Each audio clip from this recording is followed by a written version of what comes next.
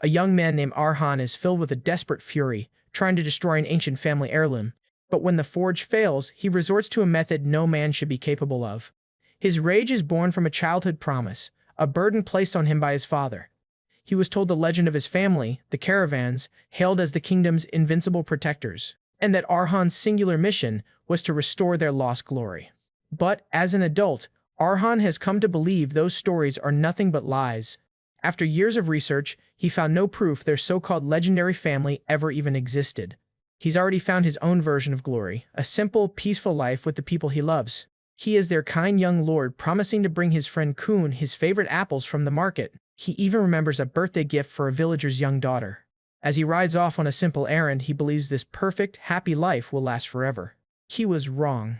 In his absence, a silent killer appears with a chilling decree: this land must be erased.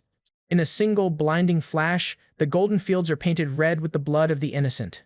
When Arhan returns, the gifts he so carefully chose fall from his trembling hands. He stands alone in a field of death, his entire world slaughtered while he was away. As the full horror of the massacre sets in, the young lord finally breaks. But a dying servant reveals the terrifying truth. The attacker's message was that the caravans must be erased. The entire slaughter took a mere 10 minutes. This was not the work of an army, but the disaster of a single swordmaster. Young Arhan Karavan returns home to a bloodbath. Overwhelmed by the slaughter of his people, his mind begins to break. This was the work of a single, mysterious swordmaster who spared his parents' lives, for now. The man delivers a chilling ultimatum: he will return in 1 month to finish the job. And when asked why, he gives no reason, only that he is following orders. Arhan's father, the lord of the land, is shattered by his powerlessness and descends into madness. His mother reveals they cannot flee. As lord and lady of Caravan, they are honor-bound to stay and die. She confesses a painful truth: their family's heroic history is nothing but a lie. With her final words, she makes him promise to abandon vengeance and just survive. Arhan is dragged away, forced to leave his mother behind to face certain death. But as the carriage flees, the butler makes a shocking discovery. Arhan refuses to abandon his family, returning with a poison-tipped bolt, his only hope of fighting back. He arrives to a sight more horrific than he could ever have imagined. The swordmaster stands over the body of his mother, their resistance deemed foolish. The sight of his murdered mother finally shatters what little is left of the boy's sanity. But as he takes aim, the killer's sheer aura of death paralyzes him with absolute terror. His one chance at revenge slips through his fingers as he collapses in fear.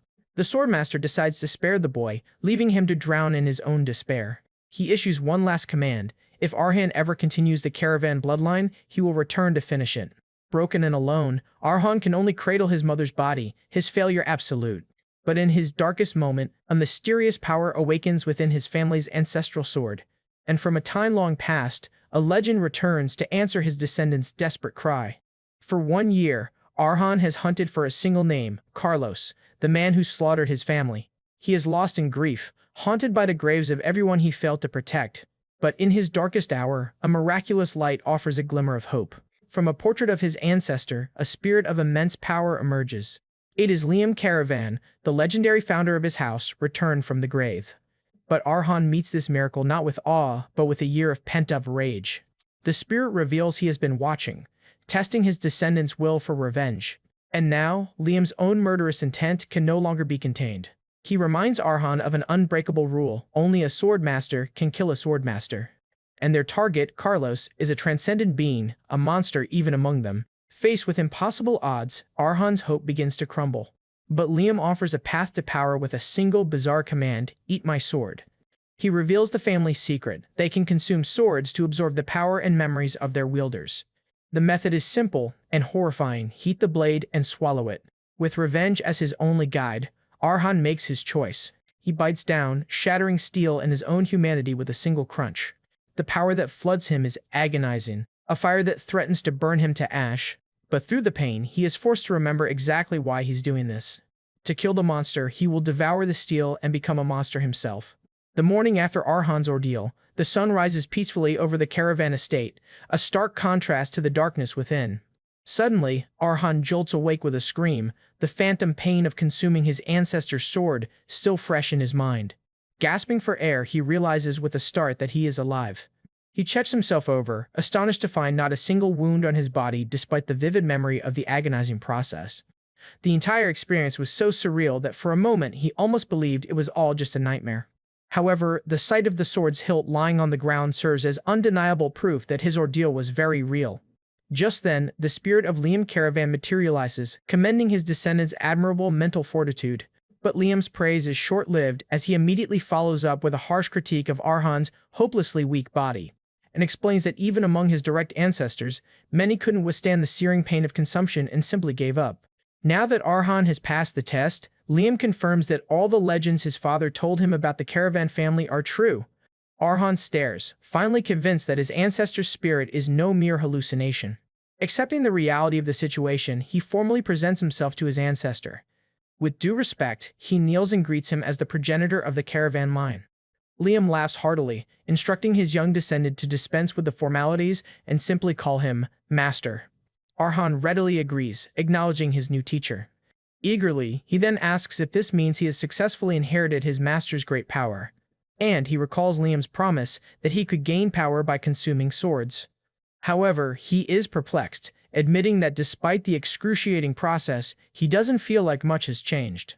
At this, Liam awkwardly clears his throat and explains there's a problem and it's not with him, but with Arhan. Confused, Arhan asks his master what he could possibly mean. Liam explains that his original plan was for Arhan to consume his sword and instantly be raised to the level of a swordmaster, but unfortunately, due to the Karavan bloodline thinning over generations, his innate ability to digest a sword's power has weakened considerably. His master delivers the bad news. In his current state, it's impossible for him to fully digest the essence of a sword as powerful as Liam's. As if to illustrate his point, a core of swirling blue energy appears in Arhan's chest, the undigested power from the sword. Arhan processes this new, unexpected limitation. Yet instead of despairing, he calmly accepts the situation, stating that if his master says it's true, then it must be so. Liam is taken aback by his descendant's surprisingly placid reaction. Arhan then explains that he was already well aware of his body's weakness, so while the result is disappointing, it's not entirely unexpected. And optimistically points out that his master said it was impossible in his current state, implying it's possible in the future. With a look of sheer determination, Arhan concludes that he just needs to start with a sword he can handle and work his way up. A slow smile spreads across Liam's face, deeply impressed by his descendant's insight.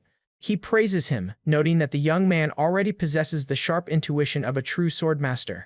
To begin, Liam advises that the more worn out and handled a sword is, the better it will be for him to consume. He then guides Arhan to a vast wasteland piled high with the refuse of old battles, a perfect place to find a shabby weapon. Liam stands with Arhan before the mountain of scrap, promising to pick out the perfect starter sword for him. Looking over the gloomy landscape, Liam jokes that it's the kind of place a necromancer would love. At this, our guy explains that this is a dumping ground for everything from worthless scrap metal to unusable weapons, and tells his master that there's no more suitable place to find a sword that meets his conditions, and Liam agrees it's a good start. The sight brings back memories for Liam, who recalls that he too began by devouring swords on bloody battlefields. He reminisces about consuming the weapons of the fallen, swords from dead soldiers, axes caked in blood, and shattered spears. Arhan listens intently, understanding the grim path his ancestor walked. Liam explains that he did it all for one simple reason: to grow stronger and survive.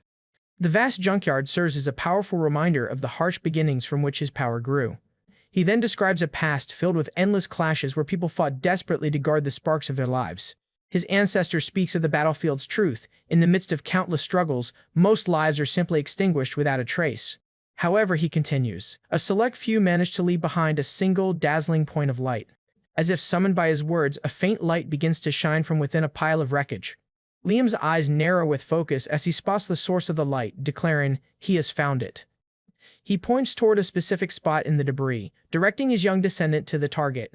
The object is a simple, unadorned training sword, which Liam proclaims is the one Arhan must devour as his second sword. 1 month passes and a band of thieves arrives at the caravan mansion, noting that the entire village appears to be abandoned, just as they'd heard. As they cautiously enter the estate, one of them nervously wonders if a warlock once used it for dark experiments. However, the group's leader dismisses the idea, reasoning that if a warlock lived there, they would have been killed the moment they stepped inside. Instead, they figure the mansion is likely just a hideout for a fallen noble. Despite its abandoned state, the bandits can still smell the lingering scent of wealth. 2 of the thugs celebrate their good fortune, believing the job will be an easy score with no one around. Suddenly, one of the men freezes, realizing something is out of place. He discovers a wardrobe and lecherously assumes a noble's daughter must be living there. He then pulls out a freshly laundered dress, confirming for the others that someone is indeed still in residence. After that, he inhales its scent with a creepy grin. One of them begins to get excited, suggesting that if they play their cards right, they might have some fun. As the ruffians get rowdier, demanding to see a portrait of the lady of the house, their boisterousness is cut short. A calm, authoritative voice echoes through the hall, commanding them, "Stop." From a darkened doorway, Arhan Karavan, the young lord of the manor, emerges. He coldly informs the intruders that his mother cherished tidiness and orders them to put down her belongings. Stepping into the light with a stern expression, he suggests they all have a conversation. The bandits are stunned into silence, surprised by the sudden appearance of the young man. They quickly size him up, while one of them mutters his disappointment that it's a boy and not a woman. Arhan calmly asks the men if they came seeking food or simply a place to stay. He then offers them an out, stating he's willing to accept them as guests if their intentions are benign. The bandit leader just scoffs at the offer, mockingly asking the young lord if he's lost his mind, and insults him further, sneering that nobles like him must not have any common sense. He advances menacingly, telling Arhan he should have stayed hidden instead of crawling out to make a fuss. Arhan remains perfectly still, closing his eyes as if bored by the man's threats. Enraged by the apparent disrespect, the bandit leader roars, "Is he that eager to die?" as he raises his axe at Arhan's head. But Arhan's eyes snap open, now glowing with a faint, otherworldly light. His pupils morph into fiery red slits, a sign that his newfound power has been unleashed. Before the bandit leader's axe can hit him, he pierces the man's gut instantly with his needle-like sword. As blood erupts from the leader's mouth, he finally understands their fatal mistake, just as Arhan states coldly, "So they were intruders," and completes his statement, "Not guests." The scene shifts back to the past. Before the Roaring Forge, Arhan stands ready for his next lesson from his ancestor, Liam. The two of them prepare for the next step in his training. Liam presents him with his next meal, a bizarre, needle-thin sword. Arhan examines the blade, noting that it looks less like a sword and more like a simple needle. He voices his concern that the fragile weapon might snap, but his ancestor assures him this is by design. However, the spirit explains that this sword was never meant for conventional slashing or crushing. Instead, it's a specialized weapon forged for a single, deadly purpose. In a life-or-death battle, its design is for one thing only, piercing an enemy's vital points. It's meant to deliver a swift and decisive end to a foe's life with a single, precise strike, and declares that this is a sword meant only to thrust. Bewildered, Arhan questions the utility of a sword designed exclusively for thrusting. Ever perceptive, Liam correctly guesses that his descendant is wondering why one wouldn't just use a spear instead. And that question is not without merit. However, he tells him that the memories dwelling within that sword are the most useful thing for Arhan's weak and fragile body. To illustrate his point, he then reveals a staggering fact about the sword's history. Its previous owner, before her death, single-handedly used it to end the lives of over 2,000 enemies. More shocking still, this legendary warrior was a woman with a body even more slender than his own. He instructs him to show the weapon the respect it has earned, and to consume it with gratitude for the power and experience it holds. Resolute, Arhan steps toward the forge, ready to consume the blade and its history. As he heats the sword, Liam warns him that while its sins are light, the life it carries is immeasurably heavy. His ancestor promises that Arhan has much to gain from inheriting the memories of the woman who once wielded this rapier. As the sword is consumed, he is flooded with memories of its previous owner, starting with the image of a burning mansion. It's a memory of a massive fire that consumed everything. And he sees a young girl named Mary, barely 10 years old, waking up covered in bandages and scars. In that inferno, her parents had been burned to unrecognizable ashes. Learning she was the sole survivor of the tragedy, the child is overcome with grief. Lying in her sickbed, she whispers her deepest desire, to have died with her family. Orphaned and alone, she was sent to live in an old orphanage that worshipped a goddess of fire. In a cruel twist of irony, the place meant to be her sanctuary viewed the very element that had destroyed her life as salvation. Having lost everything to fire, she found herself trapped in a place that revered it, a constant, painful reminder of her trauma. She realized then that she hadn't escaped the flames at all, and her suffering was far from over. The days that followed at the fire-worshipping orphanage were horribly peaceful. The other residents gossiped behind her back, wondering about her scarred face and whispering that she was cursed by the goddess. They saw her burns not as a sign of tragedy, but as a disgusting mark of a divine curse. She was ostracized and tormented, branded as creepy, a monster disgusting and horrible by those around her. Broken by the constant hatred and her own grief, her will to live shattered, and once again she wished for death. Every day she prayed for an end, desperate to escape the phantom flames of her past and the very real fire of hatred that surrounded her. Her despair continued, unchanging, until one fateful day altered her path forever. One night she witnessed an old man practicing with his sword under the moonlight. Though his swordsmanship was crude, it possessed a raw beauty that, for a fleeting moment, made her forget the hell she was living in. The man was Heckle, a former wandering knight who had been working at the orphanage for a long time. Normally, to an old man with such a harsh face, she wouldn't have even dared to say a single word. But something compelled her to approach him as he stood alone in the woods. With newfound courage, she asked the old swordsman how she can become like him. Declaring she wants to learn, Mary takes her first defiant step towards wanting to live again. Heckle looks down at the small, scarred girl with a stern, dismissive expression. He tells her that learning the sword won't be of much help in life, especially for a girl. The old knight warns her that a blade like his will only end up hurting her in the end. As he tries to send her away, Mary tearfully pleads her case. She vows that if she can just learn to fight, then no fire in this world will ever be able to scare her again. Her desperate conviction gives the old swordsman pause. Later, in a storage room, Heckle makes his decision. He presents her with a barrel of heavy training swords and issues a challenge. If she can even swing one, he will teach her. Mary silently observes the heavy blades, her expression unreadable.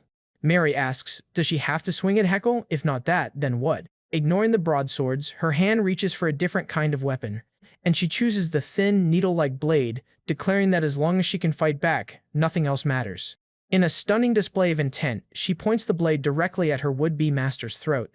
With fierce determination, she proclaims that she will become whatever she needs to be. The memory of Mary's past concludes, a story of her first act of defiance. And, as Arhan's consciousness returns to the present, he unleashes his own first thrust, recognizing the bandits as intruders. The bandit leader chokes in agony as the needlesword finds its mark. With a single perfect strike inherited from Mary's memories, Arhan fells the hulking man. He stands over the corpse of his first kill while the remaining bandits look on. The intruders are paralyzed with shock, unable to comprehend what just happened. Their easy raid has turned into a nightmare as they stare in disbelief at the seemingly weak boy who just killed their leader. Seeing their fear, he decides there's no need for further conversation and prepares to eliminate the rest. Watching from the shadows, Liam's spirit observes the scene with a knowing look. He reflects that over the past month, he only taught his descendant one thing. That one thing was a rigorous physical training method to build Arhan's stamina, allowing him to run for hours without tiring. And he proudly notes that he taught the boy absolutely nothing about actual swordsmanship. The fact that Arhan could execute such a perfect thrust is proof that he is properly digesting the sword's memories and skills. With pride, he urges his descendant to show him what he's truly capable of. Holding the needle sword with newfound resolve, Arhan prepares to show his ancestor and the remaining bandits his first true step as a caravan. He reflects on the fatal blow he has just landed, a precise strike aimed at the intruder. The thug collapses, his lungs fatally pierced, a feat of incredible precision between the ribs. Our guy acknowledges that as an unskilled novice he could never have performed such an expert thrust on his own. And he realizes the only reason for his success is the power inherited from the needle, the sword he consumed a month prior. The memories of Mary, the needle's original wielder, flood his mind, revealing the source of his newfound skill. He recalls that Heckle taught Mary how to stand straight and hold the sword, and even how to survive. While his methods weren't based on a formal, established theory, they were practical and effective. His swordsmanship was a free-spirited style born from a life as a wandering knight. For Mary, who had always feared fire, the dance of Heckle's blade was a beautiful and captivating sight. She trained relentlessly in the snow, mastering the quiet toughness inherent in his fighting style. Proudly, she came to call this unique style Heckle's blade, a tribute to her beloved mentor. And she loved the swordsmanship he taught her with all her heart, and their bond deepened over the years. A few years later, a frail Heckle lies on his deathbed, telling her the day will come for her to leave. He holds her hand, urging her to go out and see the wider world when the time is right. And this is the last lesson he leaves for her, his final lesson. Mary weeps as he tells her he is glad she is there for the end of his journey. As he passes away, she holds his hand, overcome with grief for the man who saved her. She sits by his bedside and bids her master a final, grateful farewell. Following Heckle's teachings, Mary left the orphanage and ventured out into the world, her blade her only companion.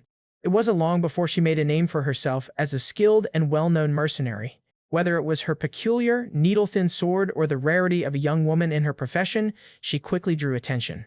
On the battlefield, she became known by a unique and fearsome moniker. Her enemies came to know her as the Sewing Gypsy, a testament to her deadly, precise strikes. Back in the present, Arhan understands that this influx of skill and memory is the digestion his ancestor mentioned. Mary's memories flow into his mind, speaking to him and guiding his movements. The dying thug leader begs for mercy, pleading with Arhan to spare his life. But he grips his weapon, ignoring the man's pleas. Without a word, he plunges his blade into the man's forehead, showing no hesitation. With cold determination, he pulls out the blade, ensuring a clean kill. Kneeling over the body, he calmly registers that this is his very first kill. Despite it being his first time taking a life, he feels a chilling and utter lack of emotion. He is detached, seeing only the reality of the situation before him. However, he assesses that he only won because his opponent underestimated him, a mistake the remaining thugs won't repeat. He then eyes the other intruders, wondering why they haven't charged him yet. Despite having the advantage in numbers, they are frozen in place, their faces etched with fear. The spirit of Ilium appears behind him, explaining that they are simply terrified. Ilium notes that his movements were far too skilled for a beginner, which is why they are so afraid. The thugs panic among themselves, paralyzed by a fear that clouds their judgment, and explains that this level of fear is tricking them into seeing Arhan as a much more powerful being than he actually is. He then tells Arhan what he has become in the eyes of his terrified enemies. To them, he is no longer a boy, but a sword-wielding fiend. Accepting this new identity, Arhan launches himself forward. His cold gaze fixes on his frightened targets. Now is the time to strike. One of the thugs musters his courage and swings, screaming that he'll kill the boy. Arhan effortlessly dodges the clumsy, fear-driven attack, pivoting on his heel. With his opponent wide open, he prepares a counterattack, his eyes glowing with deadly intent. He executes a swift, lethal strike, and blood erupts from his victim's neck. As another foe falls, his mind fills with the voice of Hekel, echoing from Mary's memories. Hekel's lesson surfaces: as a woman without brute strength or stamina, she could not afford prolonged fights. Another thug screams as he strikes with a spear, putting all his strength into the blow. Arhan leaps and easily dodges the powerful but slow attack. Hekel's voice continues in his mind: she had to end the fight on the first, or, at the latest, the second attack. Applying this lesson, he closes in and drives his blade into the thug's arm. The thug's eyes widen in shock and pain as the needle-like sword finds its mark. With a final, decisive upward thrust, Arhan pierces his enemy, just as Hekel had taught Mary. Hekel's core philosophy echoes in his mind, to focus not on what one lacks, but on making one's strength shine. The remaining thug watches in horror as his comrades are cut down with terrifying efficiency. Mary's greatest strength, now his, was her natural flexibility, the body of a dancer. This flexibility allowed her to launch attacks from any posture and from any angle, making her movements unpredictable and deadly. Channeling her unique style, Arhan flips through the air in a graceful, acrobatic motion. And he descends upon the final thug, his blade poised to strike from an impossible angle. The man screams as Arhan's blade pierces his head, and he declares that he can take aim at the enemy's life. Our guy lands silently as the last of the intruders falls to the ground behind him. After that, he turns his attention to the last one, who trembles in utter disbelief and terror. In his final moments, he sees not a boy, but a terrifying, murderous fiend. Under the pale moonlight, Arhan finishes his grim task. After burying the bodies of the thugs he killed, he is confronted by his ancestor. Ilium appears before the exhausted young man, asking if he has finally cast away his doubt about the caravan way, and explains that with the stamina gained from digesting a sword, Arhan is now strong enough to handle low-level threats. Just then, he confidently states that 4 untrained thugs are opponents he can now easily handle alone. He proudly proclaims that a caravan, when faced with a life-or-death battle, only grows stronger. Arhan realizes with a jolt that everything his master has told him about their power is true. He remembers that as the fight progressed, his body grew more flexible, and the memories of the swordswoman Mary became crystal clear. By channeling her experience, he now understands the feeling of fighting against the entire world alone. He wonders if this incredible growth in the heat of battle is what Ilium meant by the power of digestion. At this, Ilium gravely reassures his descendant, stating that when it comes to the sword, he never lies, and warns him that his future will be a series of trials so painful he'll wish for death. His warning intensifies, promising that future hardships will make today's battle feel like a blessing. Despite the grim forecast, he asks if Arhan is still willing to walk this arduous path. Arhan clenches his fist, his resolve unshaken, declaring that any path is worth it if it leads to Carlos's throat. With unwavering determination, he accepts his fate and fully embraces Ilium as his master. But his confidence is immediately shattered as he finds himself in a new, terrifying situation. Gasping for air as he clings to a sheer cliff face, he begins to question if this is truly the right path. His new training regimen, a brutal free climb up a massive cliff, pushes him to his absolute limit. As rocks crumble beneath his grip, he struggles up the desolate, towering cliff. Clinging precariously to the cliffside, his resolve wavers, as he once again questions his master's methods. Ilium appears beside him, chiding him for letting doubt return so soon after his declaration. However, he concedes that Arhan's tendency to question everything has been a strength of his since childhood. While acknowledging it as a strength, he notes that it is a trait they will eventually need to address. However, Ilium decides to answer his unspoken question about the purpose of this training. He begins his lesson explaining the first two ranks, the sword beginner and the talented swordwalker. He continues describing the sword runner, a linchpin of the battlefield, and the sword expert, a hero who can turn the tide of battle alone. Above them all is a rank that reigns supreme over all swordsmen. This final stage is a being so powerful they are revered as a god. A legion of knights kneels before the might of such a being. This ultimate state, the achievement of the mind sword, is known as a swordmaster. Ilium then poses a question to his descendant. Among these ranks, where does he believe he belongs? Arhan smirks, admitting that while a bold answer is expected, he knows his own level all too well, and explains that the prerequisite to becoming a swordmaster is wielding mana, which requires a vessel, a second heart called a mana heart. Since he has yet to form a mana heart, he humbly admits he doesn't even qualify as a beginner, impressing Ilium with his self-awareness. Ilium confirms his assessment, calling him a novice among novices, and reveals that this training is to bring him to the beginner level. Arhan is stunned to learn that this life-threatening climb is just to form a mana heart. He yells in disbelief, questioning why he is risking death just to form one. Clinging on for dear life, he can't comprehend why they are taking such a dangerous route for this basic step. He argues that in the current era, one can simply drink an alchemist potion to achieve the same result. Alternatively, a walker-level knight can infuse a person with mana to awaken their senses and form a mana heart. He then points out the method is so simple that even noble ladies who only learn self-defense can easily form one. Frustrated, he demands to know why they are sticking to this archaic and dangerous method instead of taking the easy path. The sheer absurdity of his life-threatening training for such a common goal leaves him utterly bewildered. Ilium calmly agrees that forming a mana heart isn't difficult and that the normal methods would work.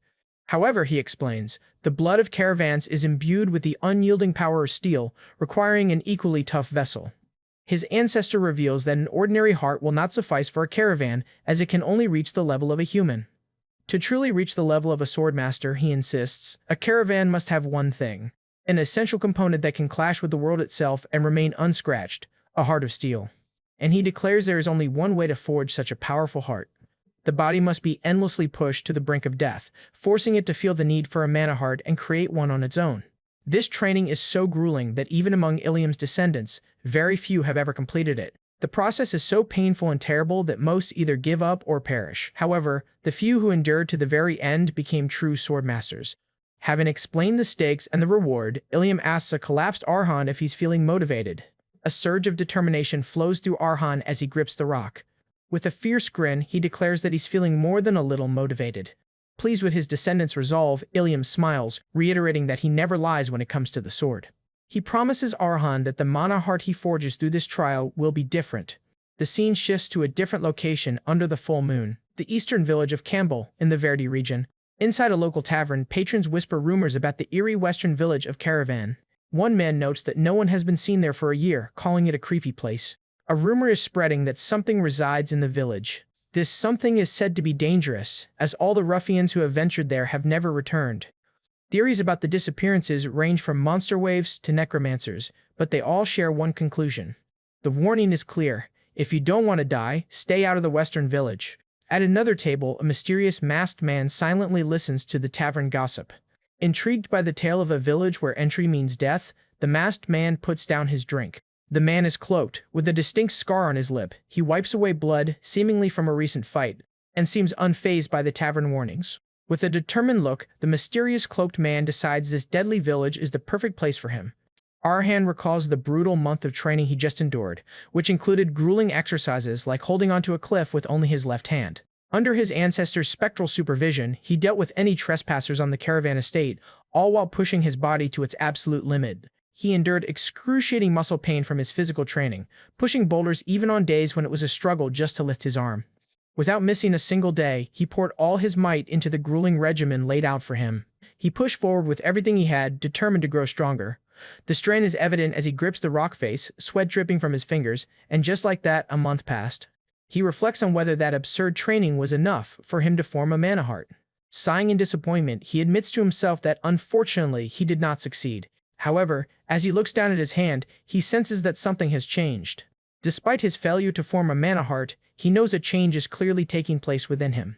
It is a change in his very perception when he recalls his past fights with ruffians. One of the most significant changes is that his senses have become incredibly sharp. His eyes can now track incoming attacks with a newfound, supernatural clarity. During the battles, his senses are so sharp that he can effortlessly weave through a flurry of attacks. And he realizes it's not just his five senses like sight and hearing that have been enhanced. His judgment and concentration in combat situations have also improved dramatically. He's now able to perceive and dodge attacks from his blind spots with ease. And his overall combat ability has become incomparable to what it was before. He discovers that whenever he wields the needle and focuses intensely on a single point, for just a brief moment, the world around him warps. As he launches himself at an opponent, a strange phenomenon occurs.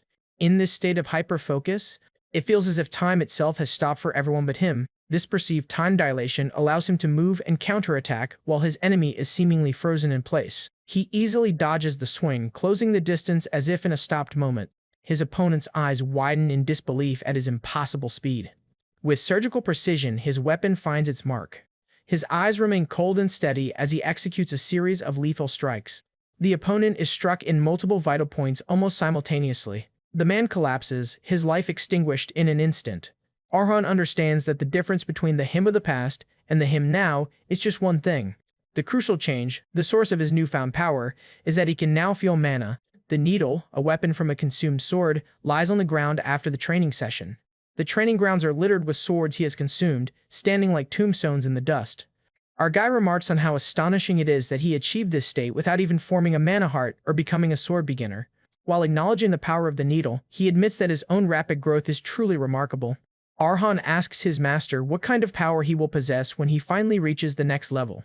Liam calls his current abilities trivial, but agrees to explain the stages of power that await him. He explains that once Arhan forms a mana heart and becomes a sword beginner, he will begin to understand the true depths of power, and states that only then will he be on equal footing with the original owner of the needle. After becoming a beginner, the next step involves using a path from the mana heart to enhance one's physical abilities. This allows one to reach the realm of superhumans, a level known as a swordwalker. Liam sternly warns that despite it being the next stage, the power gap between a beginner and a swordwalker is vast. Arhan confirms that he understands. Using his newly sharpened senses, he then asks his master if his perception of a powerful presence is correct, and asks if the man who recently entered the territory and settled nearby is. A mysterious cloaked man sits among the ruins, his sword lying on the ground before him, and he unleashes a powerful red and blue aura. The mysterious swordwalker reveals himself, his weary but intense gaze fixed forward. Liam confirms his fears, stating that the man is on a completely different level and that Arhan wouldn't last a single second against him in his current state. Despite the overwhelming difference in power, Arhan steels himself, deciding to observe the situation and prepare for the worst. Liam suggests the most logical course of action: abandon the territory to avoid a fight he cannot possibly win. But Arhan firmly rejects the idea, declaring that's not an option. He looks out over his desolate, ruined home, acknowledging its tragic state. Yet he declares that this is the only place that holds everyone's memories, and he will not abandon it. Liam falls silent, a slight smile on his face as he recognizes his descendants' unyielding will. With his resolve set, Arhan turns to face the approaching threat. His ancestor offers words of encouragement, telling the young man to grow stronger, and delivers a harsh truth. In this kingdom, only the strong have answers, and his simple wish to protect this home is a luxury he can't yet afford. Liam advises him to use the emotions he feels now, his resolve, his grief, his anger, as the driving force to obtain what he desires. He must feed on this new trial and forge himself to be as hard as steel. And he must become so powerful that no one will ever dare to laugh at his words or challenge his will again. He wonders whether it was because his master's words reached him as he faces a sword glowing with a blue aura. Just then, the Swordwalker appears before him, pointing his sword, and warning him not to even think about running. The powerful intruder's sword glows with an oppressive mana. The Swordwalker delivers a chilling ultimatum. Show me your back, and I will cut you down on the spot. Faced with an opponent far beyond his current abilities, Arhan realizes an unexpected and deadly trial has arrived. After a mysterious man took up residence in his desolate territory, Arhan began a new daily routine. And so, his days consisted of observing the strange man from afar as he moved through the ruined village. Through this constant surveillance, he learned a few things about the stranger's habits. For one, despite the abundance of empty houses, the man never touched a single item, respecting the property of the absent owners. And he lived a Spartan life, subsisting only on the few belongings he had brought with him. Arhan also noted that the man would often lose himself in thought while watching the sunset each day.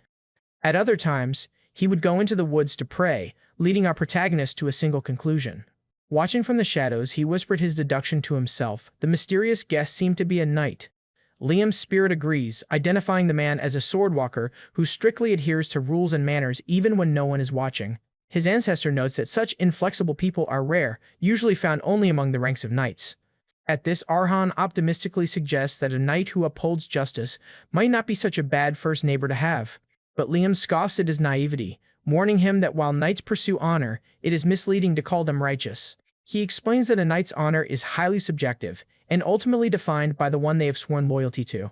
Ultimately, he states, a knight's code is dictated by the will and wealth of their employer.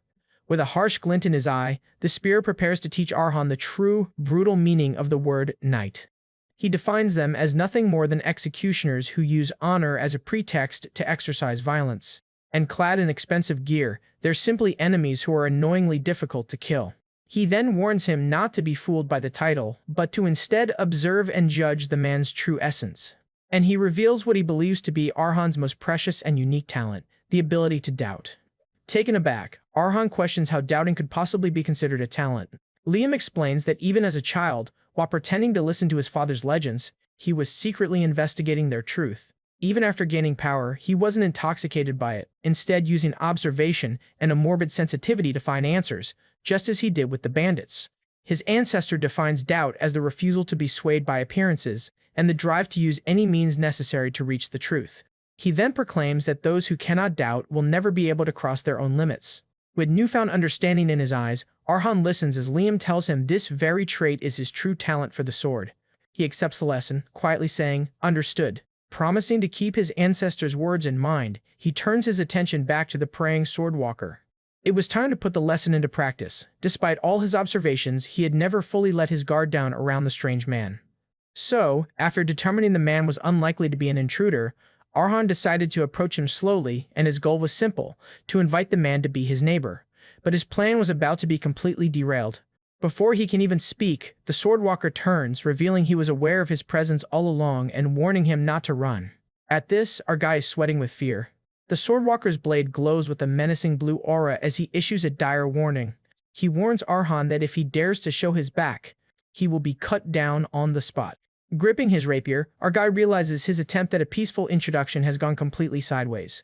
The tense situation triggers a memory from the rapier's previous owner, Mary, a woman once known as the Sewing Gypsy. In her memories, that alias brought her fame, with well-known mercenary groups trying to recruit her. However, that same reputation also attracted thugs and challengers who wanted to test the rumors for themselves. And as she dealt with these endless fights, a certain arrogant thought began to take root in her mind. As she effortlessly defeated her opponents, she started to believe she was more than just a peculiar mercenary. With a confident smirk, she came to believe that she had become a truly strong swordswoman. However, the moment that shattered her arrogance, symbolized by the broken tip of her sword, was swift to arrive. A knight of the Red Hawks appeared before her, addressing her by her famous alias. He mockingly called her nickname fitting for such a feeble sword, belittling her pride. Her confidence evaporated as she stared up at the imposing, fully armored knight. With a single, effortless move, he grabbed her, dismissing her as nothing more than a lowly mercenary. He even sneered that if she weren't a woman, he'd have killed a bugs like her on the spot.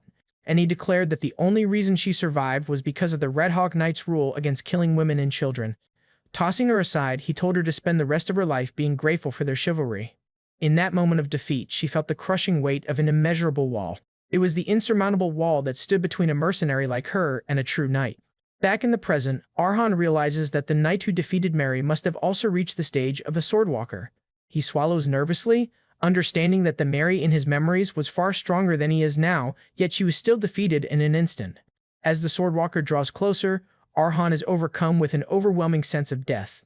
This feeling of impending doom is even more vivid than when he hung from a cliff to train his senses. Yet, this immense pressure causes his heart to pound not with fear, but with a surge of newfound power. Instead of faltering, his very heart seems to grow stronger in the face of mortal danger. His eyes glow with a blue light as he realizes his perception has evolved, finally allowing him to see it. He can now perceive the realm of a superhuman, a power accessible only to those at the level of a Swordwalker. And he can see the man's mana flowing outside his body like an aura, amplifying his every offense and defense. And in a flash of insight, he envisions his own immediate and absolute defeat. He now truly understands the overwhelming power gap represented by the Swordwalker's path. The Swordwalker finally speaks, questioning why he was being watched and mentioning the rumors of an attacker in the area. And he demands a valid reason for the surveillance, warning that he will be considered an enemy otherwise. Arhan calmly explains his reason. He was watching to determine if the man was a guest or an intruder. The knight responds, he finds that hard to understand. Be more specific. Arhan explains that he is a resident who was born and raised here, and recounts how a year ago his village was ruined and his neighbors vanished while he was away. The Swordwalker listens as he explains that barbarians have since invaded, threatening the village and his very life. Choosing his words carefully, he claims to have dealt with all previous intruders himself, conveniently omitting the details of his unique abilities. After that, he clarifies that he only observed from a distance because the knight's power was so immense that a careless approach would have meant certain death. He then explains his simple, two-pronged plan: invite him to be a neighbor if he was a guest, or devise a new strategy if he was an intruder. At this, the Swordwalker questions his resolve, asking if he was truly prepared to fight, despite knowing the massive difference in their skills. But Arhan stands his ground, declaring that this land holds a lifetime of memories and is too precious to simply abandon. The knight's stern expression breaks for a moment, clearly surprised by the young man's conviction. He acknowledges his deep connection to the land, quietly repeating the words, "A precious place." With a look of newfound understanding, the Swordwalker remarks that the young master has clearly endured great hardship. He agrees that if they are to be neighbors, it's time for him to state his own position, and he asks him to sheath his weapon so they can talk openly. With his face shadowed, Liam's voice echoes in his mind, reminding him that a heart of steel is forged only by endlessly pushing oneself to the brink of death. His ancestor's challenging question, "Are you feeling motivated yet?" replays in his memory, testing his resolve. And so, despite his desire for peace, Arhan apologizes and refuses to lower his sword. He explains that he can't fully trust the knight yet, and needs his weapon for self-defense. The Swordwalker points out the futility of this, stating that the small sword would be meaningless against him. Then he reveals his own dilemma: as a knight, being the first to sheathe his sword in a standoff would tarnish his honor. Arhan understands his code, but firmly states that he cannot back down either. The memory of kneeling in terror before Carlos flashes through his mind, a moment of ultimate surrender. With unwavering determination in his glowing eyes, he declares that he has sworn never again to kneel in fear and give up before a fight has even begun. The mysterious Swordwalker and Arhan stand facing each other at dawn, ready for their duel. The walker internally sizes up his opponent, noting the boy looks delicate enough to be mistaken for a girl. Yet, despite his slender build, he observes that the boy's body shows clear signs of grueling physical training. He continues his assessment, recognizing that while his frame is flimsy, his balance is impeccable, and concludes that the boy has no proper swordsmanship training, just an unorthodox style that pours everything into the first strike, barely at a beginner's level. He confidently dismisses him, concluding that the boy poses not even the slightest threat. He then assumes the boy must also be aware of the massive power gap between them, and yet he's baffled by the unwavering determination burning in his young opponent's eyes. A glint of power shines in the young man's eyes as he prepares to face the impossible. Ready to engage, the Swordwalker exhales a breath tinged with his powerful blue aura. He levels his sword, preparing a measured response to the boy's challenge. His aura intensifies, a silent warning that a half-hearted response simply won't do. While Arhan holds his ground, the walker closes the distance between them in an instant. He then leaps into the air, preparing a downward strike against his seemingly outmatched opponent. The knight decides on a non-lethal approach, aiming to strike the boy's wrist and disarm him immediately. and he believes this is the best way to end the fight without causing serious injury. But just as his attack is about to land, he sees something unexpected. The clash of steel rings out as, against all odds, the boy successfully parries the Swordwalker's attack. The walker's eyes widen in absolute shock at this impossible turn of events. He can't believe his sword was just deflected by someone who isn't even at a beginner's level. Arhan, far from being overwhelmed, immediately repositions himself. And in the wake of their clash, the walker senses a powerful surge of mana radiating from him. Mana swirls around the young man like powerful waves, a phenomenon that shouldn't be possible for a beginner. The knight wonders in disbelief if he somehow managed to form a mana heart in that single split second. His suspicions are confirmed as he witnesses the raw power of an abnormal mana heart blazing to life within the boy. He is rattled. Deflecting his sword should have been impossible, yet it happened. He then questions if this feat was due to the boy's mana heart, which he notes is unlike any normal, flexible one. Instead, his mana heart is astonishingly rigid and solid, like a sharp crystal. The knight aptly names it in his mind, a heart of steel. As the dust settles, the walker remains uncertain about what just transpired. But one thing is crystal clear, a counterattack is coming. And he braces himself, sensing that the boy's next move is a strike containing his entire being staked on his very life. Arhan, however, knows the truth behind his miraculous defense. He admits to himself that blocking the knight's sword wasn't due to his own skill. It was nothing more than a complete fluke, and the sweat of a near-death experience beads on his brow, and correctly deduces that it was only possible because the knight had no intention of hurting him, aiming for his wrist with minimal force. Using his hyper-perception, he predicted the attack's trajectory and thrust his own needle-like sword into the narrow gap. The gamble paid off, successfully blocking the strike in a shower of sparks. But the price for that miracle is steep. The impact feels like he collided head-on with the speeding carriage. He grits his teeth through the agony ravaging his body, feeling as if every bone has been shattered. He faces the despairing gap in their power, a chasm as wide as a small child standing before a monstrous beast. And yet, a slight determined smile spreads across his face. Despite the pain, he is victorious in his own way, having finally awakened the heart of steel he so desperately longed for. However, he acknowledges his reality. Even with this new power, he's still a beginner, and his thrust will never reach such a skilled knight. Realizing a direct confrontation is futile, he concludes there is only one way forward. He must create a path of his own. He resolves to forge a unique fighting style, leveraging his newfound heart of steel and his specialized needle-like sword. To do this, he will use another's painful memories of defeat as a stepping stone, Mary's memories. He recalls the day she collapsed before the overwhelming wall of a swordwalker. As she faced that insurmountable limit, her body trembled with fear. But in that moment of despair, a memory came to her. It was the voice of her mentor, Heckle. The memory shows a sick and dying Heckle, sharing his final wisdom with her. He explained that while most swordsmen see a wall as an insurmountable limit, it's merely an excuse for those who lack courage. Walls, he declared, exist solely to be overcome, and told her that the fear she feels is the fate of all who hold a sword, and that it is merely a stepping stone to greater heights. His voice echoes, "Don't look away. Stand tall instead, and face it head-on." In her memory, Mary faced that Red Hawk Knight, her own formidable wall. The knight's overwhelming presence seemed impossible to overcome. Heckle's voice continued, warning that she would be cut and torn apart miserably, and that she would fall to her knees in helplessness. "But if you don't give up and continue to strike against it," his words continued, "your sword will surely surpass that wall." Mary recalled the words with fierce determination, her mentor's wisdom giving her strength. "So believe in yourself," was his final piece of advice. Inspired by this philosophy, passed down through Mary's memory, Arhan stands resolute, his heart of steel glowing, ready to overcome his own wall. The mysterious swordwalker watches with intrigue, surprised by the young man's resolve in the face of such overwhelming power, and muses that every swordsman who has lived a fierce life will eventually face an insurmountable obstacle.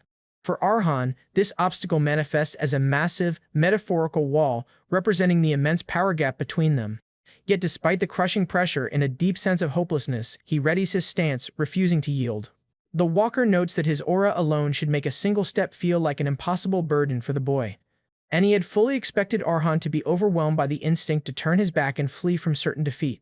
And yet, the experienced knight is shocked to see that he shows no signs of backing down. Fueled by sheer determination, the seemingly unbreakable wall in Arhan's path begins to crack. Instead of running, he prepares to defy the odds and clash directly against the insurmountable wall before him. Our guy internally acknowledges that while this may seem like youthful recklessness, it's a trial he absolutely must overcome. He then reasons that his path to victory doesn't need to be perfect, Even a clumsy and incomplete plan is enough to begin. As long as there is even a sliver of a possibility of reaching his goal, he believes that alone is motivation enough. Harnessing his unique family ability, Arhan focuses his mind, beginning to doubt and analyze every aspect of his opponent. He observes every minute detail, the muscles his opponent uses, the rhythm of his breathing, and the intended trajectory of his blade. With intense focus, he gathers every clue, eliminates all unnecessary information, and begins to forge his one chance. Through this intense analysis, a single, shining path to a potential opening begins to form in his mind. With his target clear, he visualizes the one path he must take to reach that specific point. And he has successfully forged a single path, a sliver of hope against an opponent he should have no chance against. At this, the spirit of Liam smiles, saying, "That's a descendant to advance without yielding before any adversity," and proudly affirms that this indomitable spirit is precisely what it means to be a caravan. His ancestor's voice echoes in his mind, encouraging him not to fear shattering, and willingly throws his whole body into the trial and forges himself. He then urges his descendant to display this power for the world to see, the flow of the caravan's will. Channeling this newfound will, Arhan explodes forward, charging directly at the Swordwalker. But as he runs, a flicker of memory surfaces, and he admits to himself that a part of him was deeply afraid. Suddenly, his consciousness is flooded with the memories of Mary, the needle's previous owner, as her will and emotions merge with his own. She relives her tragic past, understanding that being the sole survivor of the fire was only the beginning of her hardships, and he feels her despair, the days she couldn't look in a mirror, and the moments when even breathing felt like a burden. And through her pain, he comes to a profound realization about what she truly feared. It wasn't the fire she feared, but her own weakness, her tendency to constantly run away. Embracing her ultimate decision to stand and fight, Arhan resolves to push forward with an unwavering thrust. Just then he witnesses visions of all that she lost to the fire that consumed her world, her daily life, her family. He feels the crushing weight of her future being stolen from her by the tragedy. Now, he fully understands the world filled with fire that she had to navigate alone. Channeling her final conviction, Arhan screams, knowing there is only one answer to whether he will pierce through this wall. The only answer is action, a single, decisive thrust born of absolute resolve. Unified with her spirit, he is no longer afraid of the fire, the world, or the insurmountable odds before him. And he accepts that even if he collapses, even if he can't possibly win, he now has the strength to face his fate head-on. Without flinching, however, the mysterious Swordwalker readies himself to meet the desperate, all-or-nothing charge. With grim determination, the two swordsmen rush toward each other for the decisive clash. In a blur of motion, his rapier meets the Swordwalker's powerful blade. The two weapons are about to collide with immense force. A deafening clang rings out as steel crashes against steel. The overwhelming power difference is made clear as his rapier shatters into dozens of pieces. The remnants of the broken blade spin through the air. In his mind, he hears Mary's spirit speaking to her deceased mentor, Heckle. She tells him that she followed his advice and finally ventured out into the world. A brief memory of a peaceful night sky fills his vision. Her memory recalls the two things Heckle left her, his teachings and the single needle she wielded, and she reflects on how she became free like him, yearning for the life of a wanderer. However, with a hint of sorrow, she questions if she ever truly lived that life. She then remembers a harsh world, filled with monsters stronger than her and walls that couldn't be overcome by will alone. But she still says Heckle, she can say that much. Until the very last moment of her life, there wasn't a single wall in her path that she ever turned away from. She recalls her promise to Heckle that they would meet again in the flames, where she would finally tell him her story. With tears in her spiritual eyes, she begins her story to him. Heckle, I'm... The memory flashes to her running toward her master.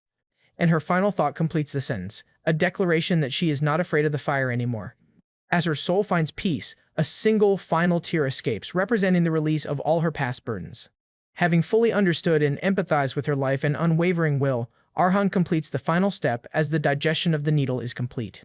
In the quiet aftermath of a desperate duel, embers from a campfire drift into the twilight sky.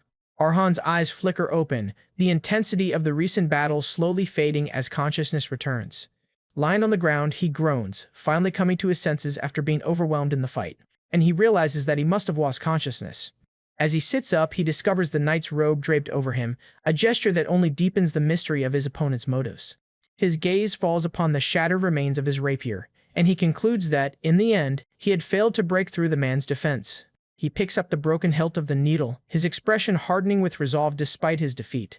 Just as despair threatens to set in, the spirit of his ancestor, Arhan Karavan, appears, telling him not to be disheartened, and reassures his descendant, proudly stating that his effort was a struggle worthy of the Caravan name.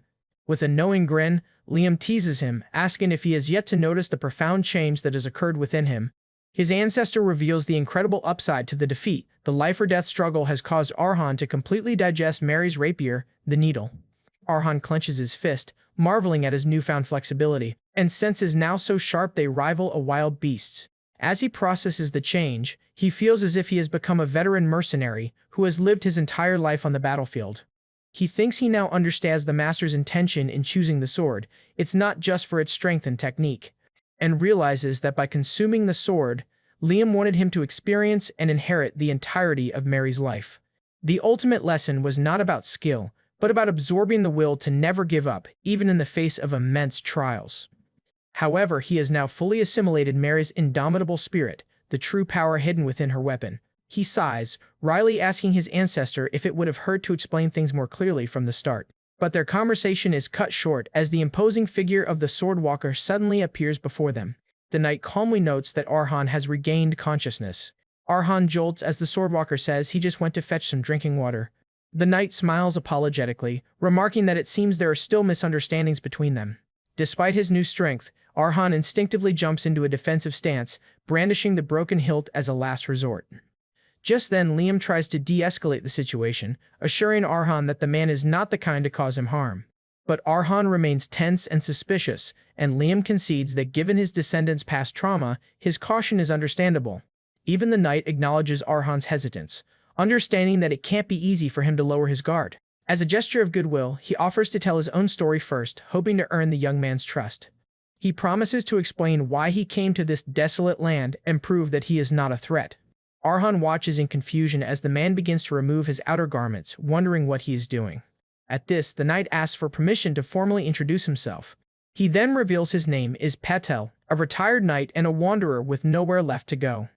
A terminally ill patient on the verge of death. He explains that even high priests have confirmed his fate, giving him a month to live at most, and he is nothing more than a mere sick man waiting for his death. With his vulnerability laid bare, Patel simply asks if Arhan will please listen to his story. Once the tension subsided, the two of them sat down by the fire to talk. Arhan soon discovered that Patel, unlike his swordsmanship, was not very eloquent, often repeating himself and telling his story incoherently. Yet despite his rambling tale, he maintained a gentle, if awkward, smile. Arhan, however, perceived the clumsiness not as a flaw, but as unadorned sincerity, and began to piece together the knight's history.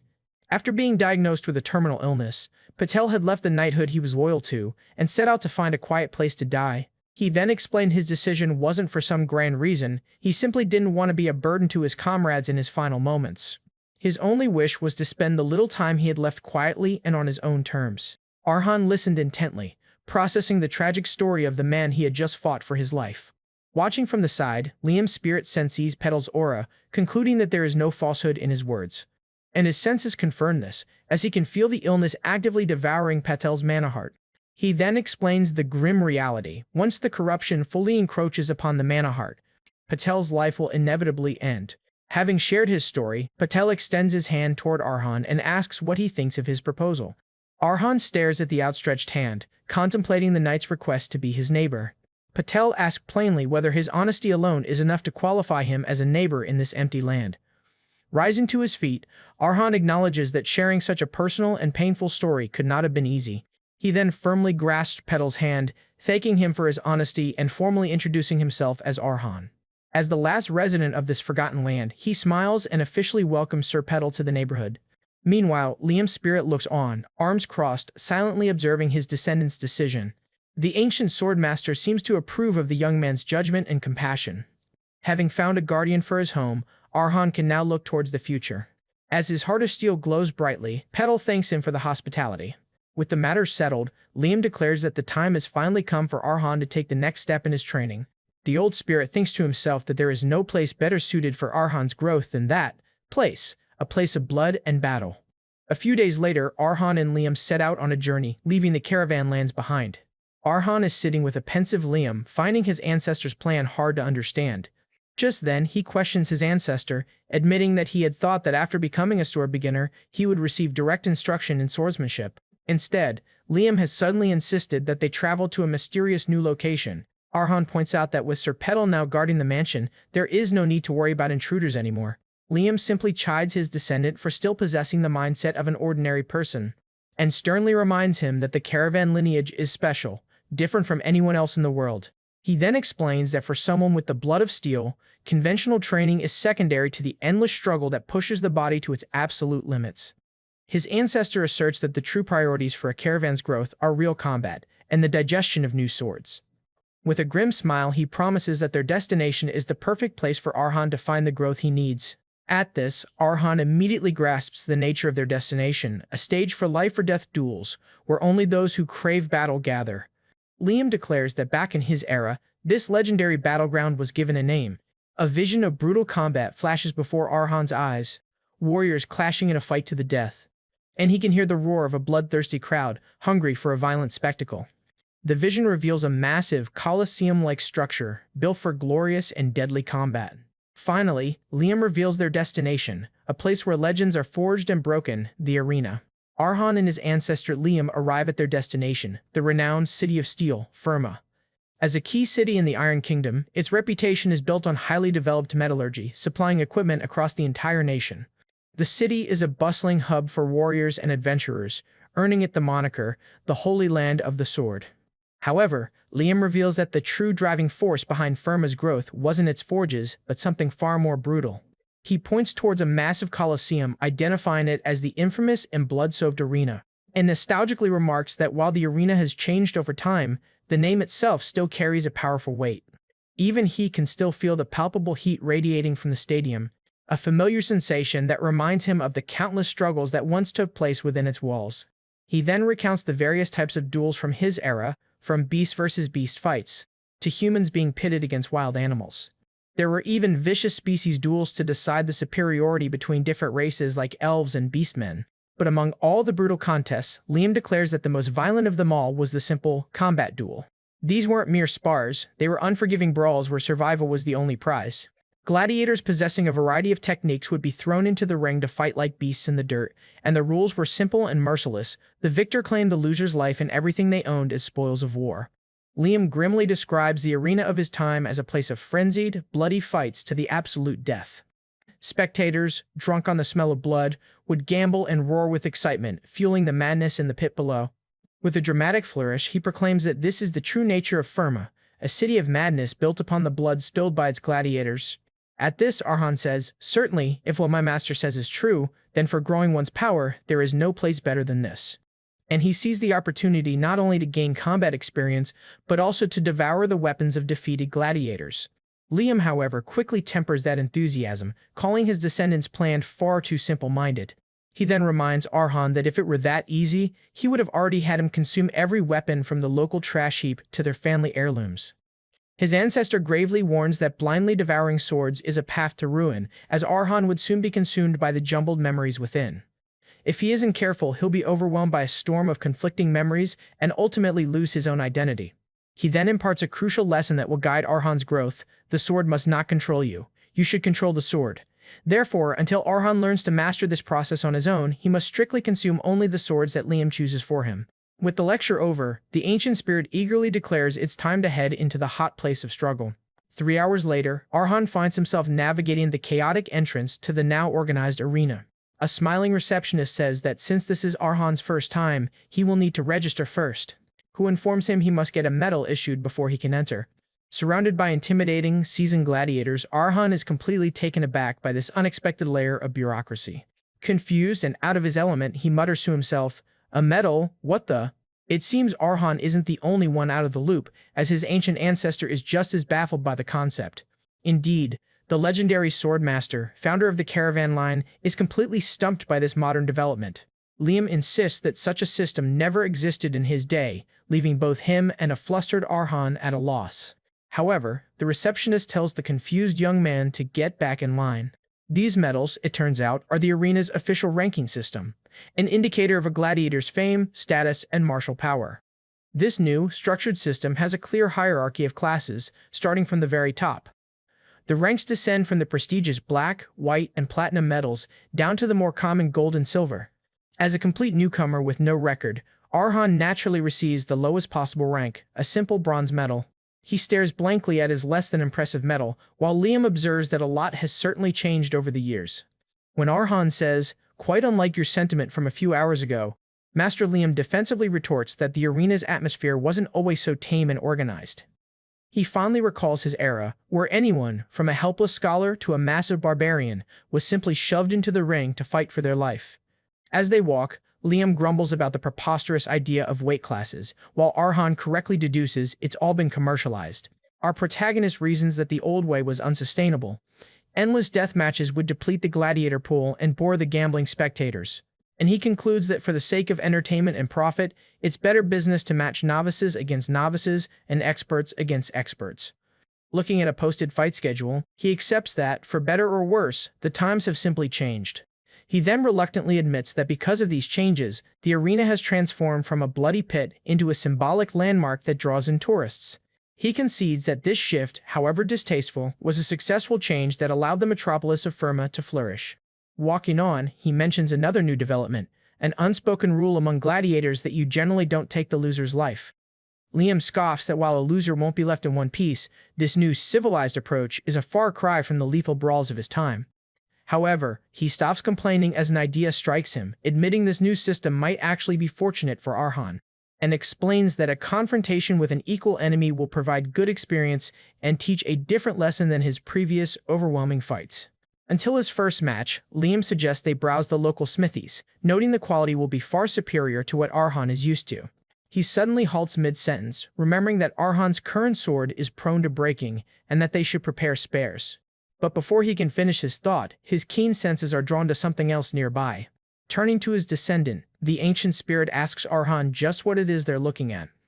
Arhan, completely oblivious to what has caught Liam's attention, looks back at him in confusion. Following his ancestor's gaze, Arhan's eyes widen as he finally sees the source of his curiosity.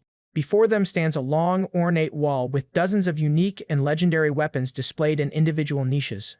Arhan stares in wonder at the beautifully crafted armaments, each one a work of art. He wonders aloud why so many weapons are being displayed in the middle of the street like monuments.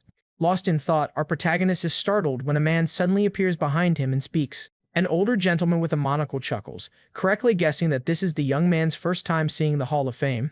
Arhan turns to face the well-dressed and polite stranger. The man introduces himself as Tom, the manager of the hall, and graciously offers to explain the display. Caught off guard by the formal introduction, Arhan hesitates for a moment before responding. Beside him, Liam's spirit studies the manager with a calculating and thoughtful expression. Composing himself, Arhan introduces himself by name and gratefully accepts Tom's offer for an explanation. Tom explains that the armaments on display belong to legendary gladiators who achieved outstanding accomplishments in the arena's past, and clarifies that the weapons are now old and worn, having lost their function as tools of combat, but they are displayed to the honor their fighting spirit. As Arhan quietly takes in the information, Tom kindly offers to answer any other questions he might have. The manager adds that sharing the history of this glorified place is one of his small joys in life.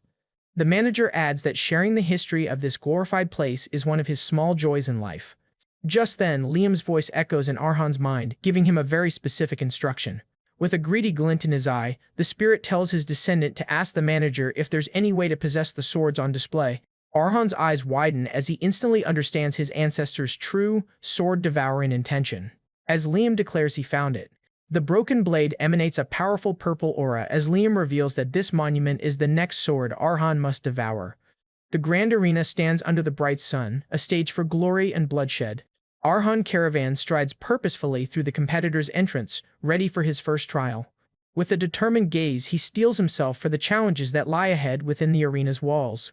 Inside, Tom, the arena manager, cheerfully informs him that there is indeed a way to obtain the swords displayed in the Hall of Fame, and explains that proven gladiators are granted the right to possess one weapon matching the color of their earned medal. In simpler terms, every time a gladiator's medal rank rises, they are able to claim another weapon. The manager then specifies that the broken blade Arhan has his eyes on is a particularly valuable prize. To claim it, however, our protagonist must first prove his worth and get promoted to silver rank. As they walk away, Liam's spirit declares that the hall is a veritable treasure trove for them. He then explains that while the swords may seem old and useless to others, for a sword devourer like Arhan, they are as valuable as gold. And he is pleased, noting that Arhan now has a clear goal: fight, win promotions, and secure usable swords. However, he laments that stealing them is impossible, as he's identified the manager as no ordinary man. When Arhan questions this, having only seen a kind old gentleman, Liam explains that the power gap between them is simply too vast for him to sense. He then reveals the truth he perceived with his sharpened senses. The manager, Tom, is a mighty sword expert capable of cladding himself in an absolute defense of mana.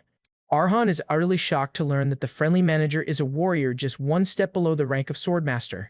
However, Liam simply dismisses his surprise, chalking it up to the common eccentricity of those who reach such a high realm of power.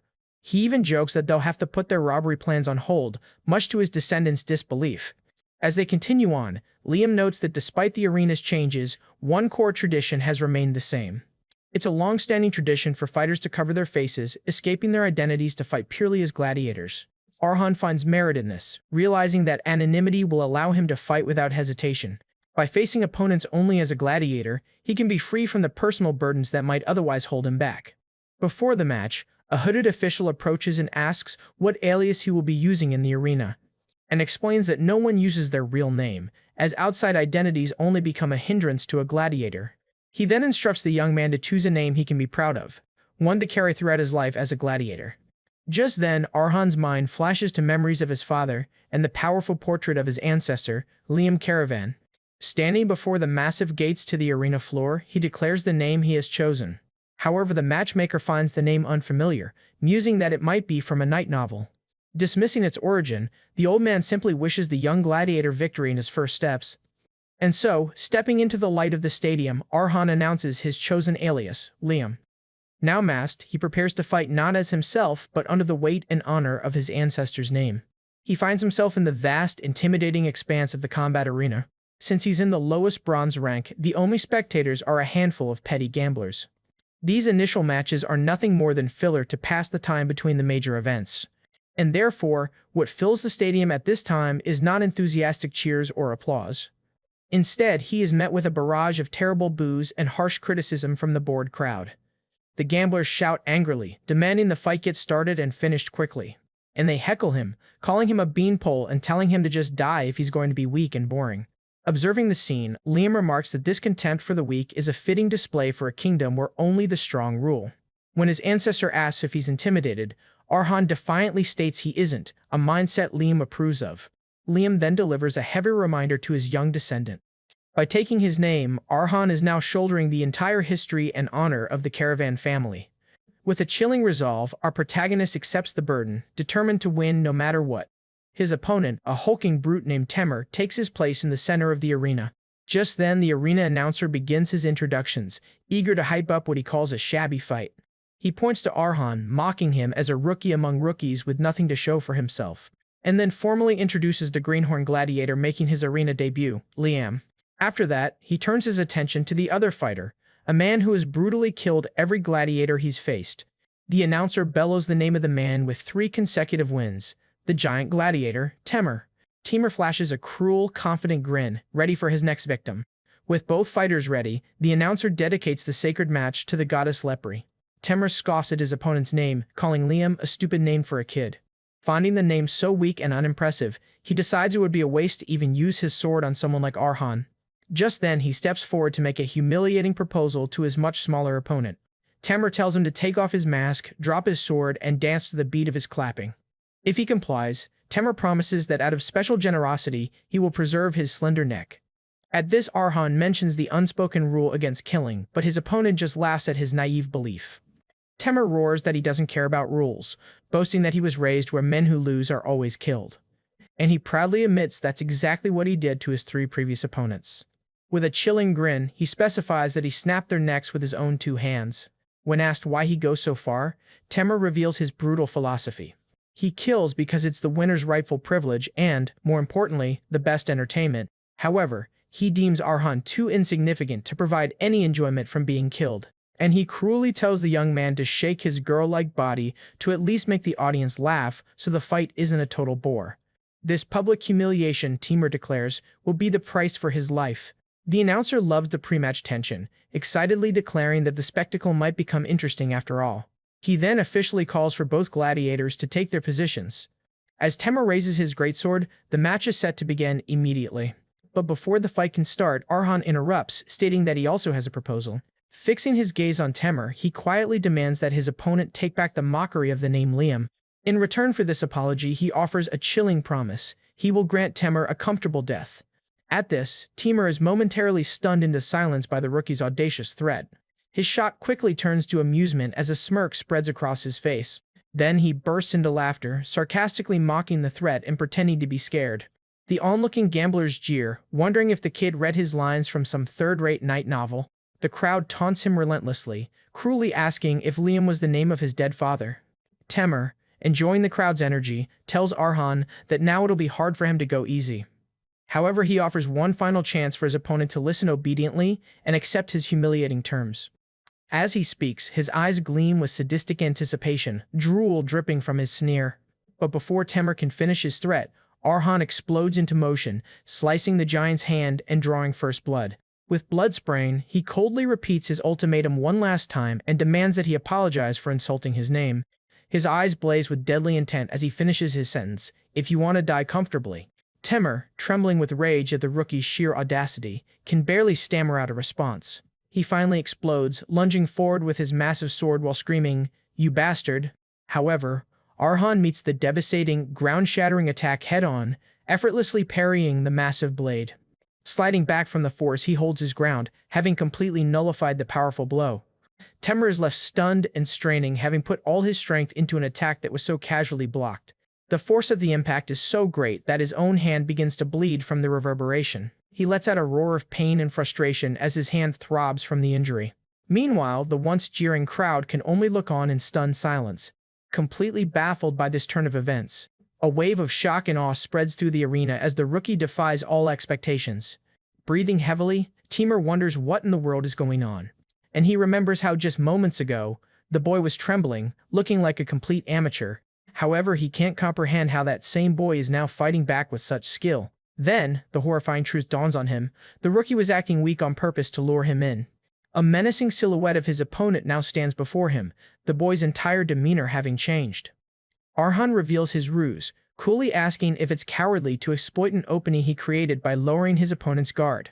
Temur realizes with a jolt that Arhan is throwing his own words back in his face. This is not child's play. Gritting his teeth in a snarl of pure fury, the gladiator is pushed past his breaking point.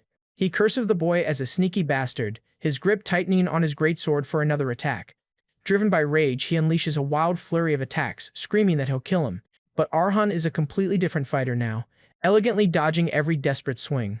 At this, Temur can only curse in frustration as none of his powerful attacks can even touch him. He watches in disbelief as the rookie evades his blade again and again. Every dodge is perfect, avoiding the lethal swings by a paper-thin margin. His movements are so precise that Temur feels like he's fighting a phantom. Panting for breath, the veteran gladiator stares at him, wondering what kind of monster he truly is. In his terrified imagination, Arhan transforms into a giant, unhittable serpent, and he is the helpless prey. Just then, Arhan dashes forward to attack the Temur. After closing the distance instantly, he slides beside him, creating an opening for attack, and prepares his rapier for the fatal blow, landing a brutal, precise strike on the gladiator's leg and snapping the bone. Temur can only grunt in agony as a sharp pain shoots up his leg. To avoid further damage, Temur swings his sword, but our guy dodges it by creating distance from him. Now, our guy is ready to end the fight. His glowing blue eyes are cold and devoid of emotion as he looks down at his foe. Helpless and defeated, Temur kneels, gasping for breath, and collapses to the ground, his leg unable to support him after being fatally wounded. Even he is now unable to hold his sword, which falls to the ground. The crippled gladiator is utterly defeated. Arhan walks calmly towards the fallen warrior, his victory now certain. Looming over his beaten foe, he declares that he'll make him another offer, and cruelly throws his own words back at him, ordering him to take off his ridiculous helmet and dance to his clapping. With a chillingly empty expression, he makes his humiliating demand, dance for him. As the spirit of his ancestor and the announcer watch, Arhan promises to spare the gladiator's useless head if he complies. Terrified and broken, Temur can only recoil in fear from the boy's cold proposition. He stammers, completely at a loss for words at the sheer humiliation of the offer. Finally, he seems to accept, begging for just a moment to catch his breath, and pretends he can't breathe while planning his next move, as he tries to pick up a stone from the ground to attack. But without a moment's hesitation, our guy brutally impales his hand, pinning it to the ground as well. As Temur notices his hand, his eyes bulge as he is overwhelmed by excruciating pain. Leaning in close, Arhan whispers for him to choose his next move carefully, and gives his final ultimatum: there won't be any more offers, leaving the gladiator paralyzed with the fear of imminent death. The two remain in the silent arena, one a triumphant victor and the other a broken man. At last, Temur relents completely, apologizing for insulting Arhan's name and pathetically begging for his life. In the stands, the spectators stare at each other, unable to believe what they've just witnessed. A stunned silence hangs over the entire crowd. Suddenly, that silence is shattered by an explosion of cheers and excitement. The audience goes wild, praising the amazing rookie and celebrating the money they won betting on the underdog. Now, firm believers, the spectators excitedly ask for the name of the new gladiator they plan to bet on. The announcer proudly declares the victor's name, the little gladiator, Liam. As Arhan walks out of the arena, the stadium echoes with the thunderous chant of his new name, Liam. Watching from his seat, the manager Tom admits he felt the boy was extraordinary from the start. And he's pleased, realizing he's just formed a connection with a very promising and popular new gladiator. However, his expression turns serious as he notes that excessive attention in the arena is often dangerous. His gaze drifts up to the private boxes where shadowy figures watch the proceedings. Therefore, he grimly concludes that for a rising star, unwanted attention from the wrong people can be like poison. Some days pass under a calm, clear sky. A few days after his spectacular debut, Arhan is back at the arena. He is approached by arena staff and looks up, surprised by their proposition. The receptionist cheerfully confirms what she just told the disbelieving Arhan. She explains that because the arena evaluated his performance so highly, they are making him an unprecedented offer. He is given a rare opportunity to bypass the lower ranks entirely and fight in a silver rank promotion match. In the 2 days since his debut match against Temur, Arhan reflects that he has fought 3 more times. In those 3 matches, he has won them all, quickly climbing the ranks. But he questions the arena receptionist, asking if her special offer is purely out of goodwill for his performance. Glancing at his ancestor spirit, he feels that something about the offer is very wrong, and Liam's spiritual presence silently confirms his descendant's suspicions. Just then, the receptionist explains that the condition for promotion is simple. He just has to duel a contestant of the arena's choosing. She even emphasizes that he doesn't need to fight hard, piquing his curiosity. The victory condition, she explains, is simply to endure for 3 minutes after the match starts. She then adds a bit of pressure, remarking on how rare and special this opportunity is. She explains that the perks of becoming a silver rank fighter include facing incomparably stronger opponents and receiving much higher match fees, all for just surviving for 3 minutes. She concludes her tempting offer, asking Mr. Liam for his decision. Yet, a sinister glint in her smile reveals the offer is not as good as it sounds. After that, she leans in, pressing the deal by asking if he truly realizes what a tremendous opportunity he's being given. Liam's spirit immediately identifies this scheme as rookie stomping, an old, cruel tradition from the arena's past. He then explains that it's a procedure designed to publicly break cunning and efficient rookies like him. The whole point is a special event for the cruel entertainment of the audience, who delight in watching promising newcomers get crushed. By luring a rookie with the bait of promotion against an unbeatable foe, it becomes a public spectacle of them being toyed with. He grimly concludes that it isn't a match, it's a public execution. Because of that, he advises his descendant that if he wishes to avoid humiliation, he should refuse the offer, as a proper promotion will come eventually. He then asks what his decision will be. But with unwavering resolve, Arhan believes the answer is obvious. And he accepts the challenge, declaring he will gladly go against whoever the opponent is. 2 days later, the arena sends a wax-sealed letter officially notifying him of his promotion match opponent. His opponent's alias is the Black Bride, an undefeated silver rank fighter from a prestigious academy, but most alarmingly, she is also a powerhouse swordwalker. The academy she hails from is the most premier institution for swordsmen, where a diploma alone is enough to earn the rank of knight. This means he is facing an opponent who is overwhelmingly superior to him in every conceivable way. After doing some research, our guy tells Liam that the Black Bride is notorious for her overwhelming skill. Worse still, it's said that every single opponent she has faced has been rendered unable to recover from their injuries. Liam scoffs, realizing the arena management is so determined to make an example of him that even surviving for 3 minutes seems impossible. He struggles to recall the modern slang for such a dire situation. Then, much to Arhan's annoyance, his ancestor declares, "They say you're screwed." When Arhan questions the assessment, pointing out that she is likely no stronger than Petal, the swordwalker he already faced, Liam concedes the point but reminds him that Petal, though frail, was a powerhouse who had reached the pinnacle of swordwalkers. The critical difference, he explains, is that Patel held back out of honor, tailoring the fight to Arhan's level. The Black Bride, on the other hand, will offer no such tolerance and will aim to utterly destroy him. At this, Arhan can only dryly thank his ancestor for the encouraging reality check. Despite the grim odds, he holds on to his faith, knowing that his master never lies when it comes to swords. Steeling his resolve, he puts his trust in his steel mana heart and the experience gained from Mary's memories. Believing he has what it takes, Arhan walks through the city, confident he can endure for 3 minutes. As he contemplates his chances, however, his sharp senses detect a presence behind him. A hooded figure calls out to him by his arena alias, the Little Gladiator, Liam. Removing her hood, a young woman with dark hair asks, "That's you, right?" Arhan is caught completely off guard by her sudden appearance. With a dawning horror, he realizes he couldn't sense her presence at all, a feat that should be impossible. A cold sweat runs down his neck as he turns to face the mysterious woman.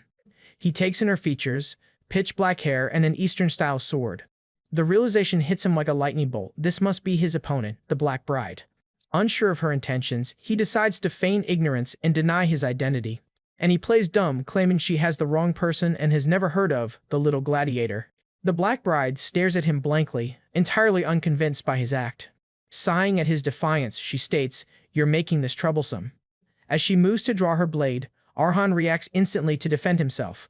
But before his hand can even reach his hilt, he is shocked by her blinding speed. Then, in a single fluid motion, she presses her blade against his neck. She coldly warns him not to waste her time, having utterly dominated their brief encounter. And she reveals that she confirmed his identity, both from his split-second reaction and from the unique, needle-like sword he carries. Her keen perception is absolute as she tells him, "You can't deceive my eyes." She then tells him to lower his guard, stating she only came to make him a proposal. Her proposition is a single, chilling command: forfeit the match. She warns him not to make a foolish choice that he will regret.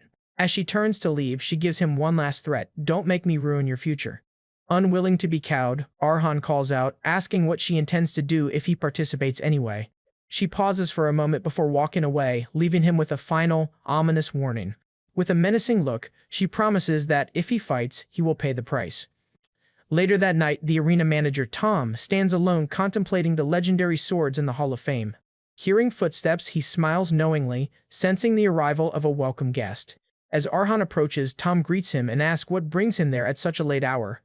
Arhan bows respectfully, apologizing for visiting unannounced at such a late hour. He then prefaces his visit by admitting he's about to make a shameful request.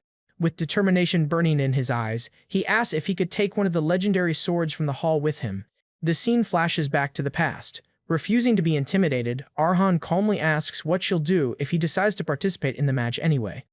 At this, she turns her back on him, leaving him with a final, chilling warning before she departs, and promises that if he shows up to the fight, he will be made to pay the price for his defiance. Because no mercy should be shown to an enemy faced with a sword. And her final words to him are, "Judge wisely." Left alone in the empty square, his resolve to fight is now set in stone. Watching the exchange, Liam praises the Black Bride's talent, noting that most swordsmen's careers end when they hit the wall of becoming a swordwalker. But for that girl, it wouldn't even be a small obstacle, let alone a wall. He then predicts that with a bit of luck, she's not far from reaching the next realm of swordsmanship, because she is a genius. Arhan reflects on the immense power gap, realizing just how formidable his opponent must be for even the strict Liam to offer such high praise. Just then, in his mind, he pictures a long, treacherous bridge stretching into the heavens, symbolizing the vast gap between his current strength and hers. Yet, despite the overwhelming odds, his unique mana heart glows with a defiant purple light. Steeling his resolve, he declares to himself that giving up is simply not an option. Liam watches his descendant's unwavering determination, a look of quiet approval on his face.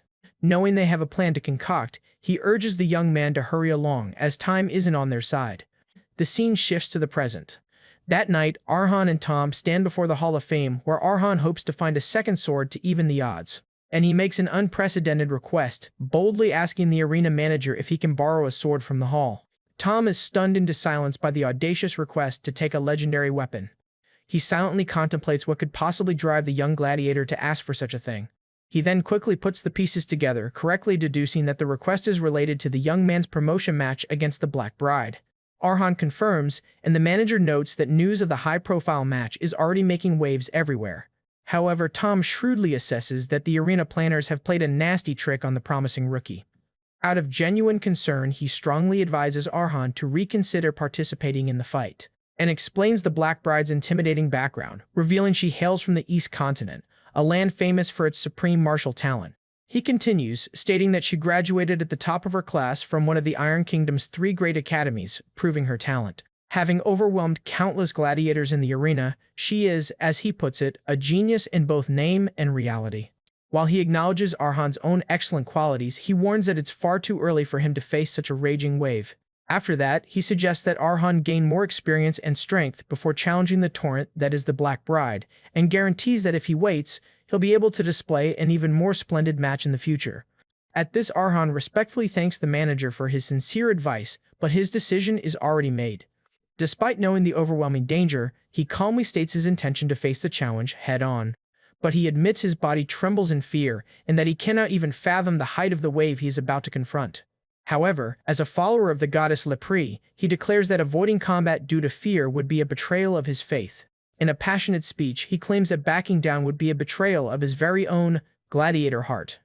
He then explains that he came to the Hall of Fame, despite the shame of asking, to borrow courage for the fight, and he hopes to receive energy from the legendary swords of the gladiators who fought so greatly in the past. So he lays out a simple proposition: if he survives, he earns the right to the sword; if he dies, Tom can simply retrieve it. He humbly concludes, telling the manager to simply shake his head if the request is too much trouble. With a disarming smile, he brushes off his own passionate speech as mere greed for a bit of courage, a move that clearly moves the old manager. Tom turns away for a moment, silently processing the young man's earnest and heartfelt plea. He begins his reply by stating that, according to the official rules, granting the request is absolutely impermissible. However, as the manager entrusted with the souls of the enshrined gladiators, he cannot ignore Arhan's sincerity, which he deems more gladiator-like than anyone he's ever seen. Moved by the young man's unwavering spirit, he extends his hand and declares that he will grant his request. When a shocked Arhan worries that Tom will get in trouble, the manager confidently reassures him that he has plenty of authority to gift him this courage. He then wipes away a tear, admitting that seeing such a wonderful gladiator after so long has made him emotional. Arhan bows deeply in gratitude, profusely thanking him for his kindness and support. As Arhan continues to thank the manager, Liam watches silently from the side. He chuckles to himself, realizing his descendant is overflowing with more talent for persuasion than for swordsmanship, and muses that if the boy had chosen to be an actor, he would have found success long ago. With the conditions met, all that remains now is for Arhan to consume the broken sword's power before the match. The next day arrives, and the city awakens to the looming shadow of the arena where the promotion match is set to take place. The crowd roars with excitement on the day of the match between the up-and-coming Little Gladiator and the undefeated Black Bride. The Black Bride makes her grand entrance, adorned in her signature veil and ready for combat. She recalls the conversation she had with the arena staff before the match. They had informed her that her opponent would be the rookie known as the Little Gladiator. However, she had scoffed at the request to trample someone who is merely a sword beginner. The arena receptionist cheerily confirmed the request, adding that the planners also want her to cut off one of the rookie's arms or legs. The planners, the receptionist relayed, believed that brutally crippling him would make for a good spectacle. The Black Bride had coolly questioned if they truly thought she would accept such a dishonorable proposal. In response, the receptionist feigned sympathy, acknowledging that such a task would surely be displeasing. However, the planners had offered an irresistible bribe, the fabled dragon sword of the East Continent, as a reward for her compliance. The mention of the legendary sword from her homeland had left the Black Bride completely stunned. The receptionist then knowingly pointed out that the sword holds great meaning for the swordsmen of the East Continent. In fact, obtaining this very sword is one of the primary reasons she fights as a gladiator in the arena. Taking her silence as acceptance, the receptionist had cheerfully told her to give them a good match. Back in the present, she stands in the arena, having accepted the planner's dirty deal. She justifies her decision as simply accepting a proposal she couldn't refuse, viewing her earlier warning to the boy as the only mercy she could offer. She then remembers telling him to withdraw, a warning she gave as a human, not a gladiator, which he ultimately ignored. Arhan makes his entrance, walking slowly and deliberately onto the arena floor. She stands her ground, ready to face the opponent she has been paid to destroy, and addresses him coolly, remarking that in the end, he came anyway. Our guy approaches, now blindfolded and wielding the broken sword he was given. The Black Bride unsheathes her sword, her eyes flashing with menace as she warns him that what happens next is his own fault. Her eye glints with killing intent as she prepares to strike. But suddenly, an explosive wave of terrifying red energy erupts from Arhan, catching her completely off guard. She is shocked by the sudden, overwhelming pressure emanating from the supposed rookie. As she's confronted by the immense, terrible smell of blood as a demonic visage forms in the air behind him. Because of that, she stares in disbelief, wondering how such a terrifying aura could possibly come from that boy. Channeling the power of the consumed sword, Arhan's single visible eye glows with an eerie purple light. Speaking with a voice not his own, he introduces himself as a resident of the Free City crowd. He fully embodies the spirit of the sword's previous owner, a freedom fighter who willingly stained himself with blood to reclaim freedom. Arhan experiences the memories of the consumed sword, which begin with a serene sunrise over the once beautiful city of Crowd. This city, once known as a paradise, is the setting for a tragic history. Established as one of the 6 free cities after splitting from an ancient republic, Crowd's origins were noble. Its stunning beauty earned it the name Paradise, a vibrant land cherished by its people. However, the freedom fighter's memory clarifies that this idyllic past is long gone, and the present-day Crowd is a city where all hope has vanished. Its citizens are shown living in destitution, suffering under the rule of wealthy nobles. The beautiful paradise has degenerated into nothing more than a terrible, oppressive land. The fall of Crowd began with the insatiable corruption and bottomless greed of its nobles. Blinded by their lust for luxury, they sold the city's territory to a foreign power, the Golden Empire. Eventually, they stooped so low as to use the citizens' own human rights as collateral for massive loans. As a result, the people of Crowd lost their rights and dignity, as seen through the eyes of a young boy, and this corrupt deal sealed their fate, reducing the entire populace to the status of slaves. The young freedom fighter recalls constantly questioning the horrific reality he was forced to live in. He remembers his father being beaten to death simply for begging for food. Then he witnessed his mother selling her body just so her children wouldn't starve. And he grieved for his sister, who died from a fever because they lacked the few copper coins needed for medicine. The memory shows the young boy sitting alone in a dark room, mourning by his deceased sister's bedside. Overwhelmed by loss, he desperately questions why his people are forced to live such a miserable existence. However, he found his grim answer in an unexpected place, the public execution grounds. There, a crowd gathers to watch another soul be lost to the state's cruel justice. A terrified man is locked into a guillotine, awaiting his sentence. His charge was assault. A drunken tourist had tormented him until he could no longer endure the abuse. In a moment of desperation, the citizen chose to resist his tormentor.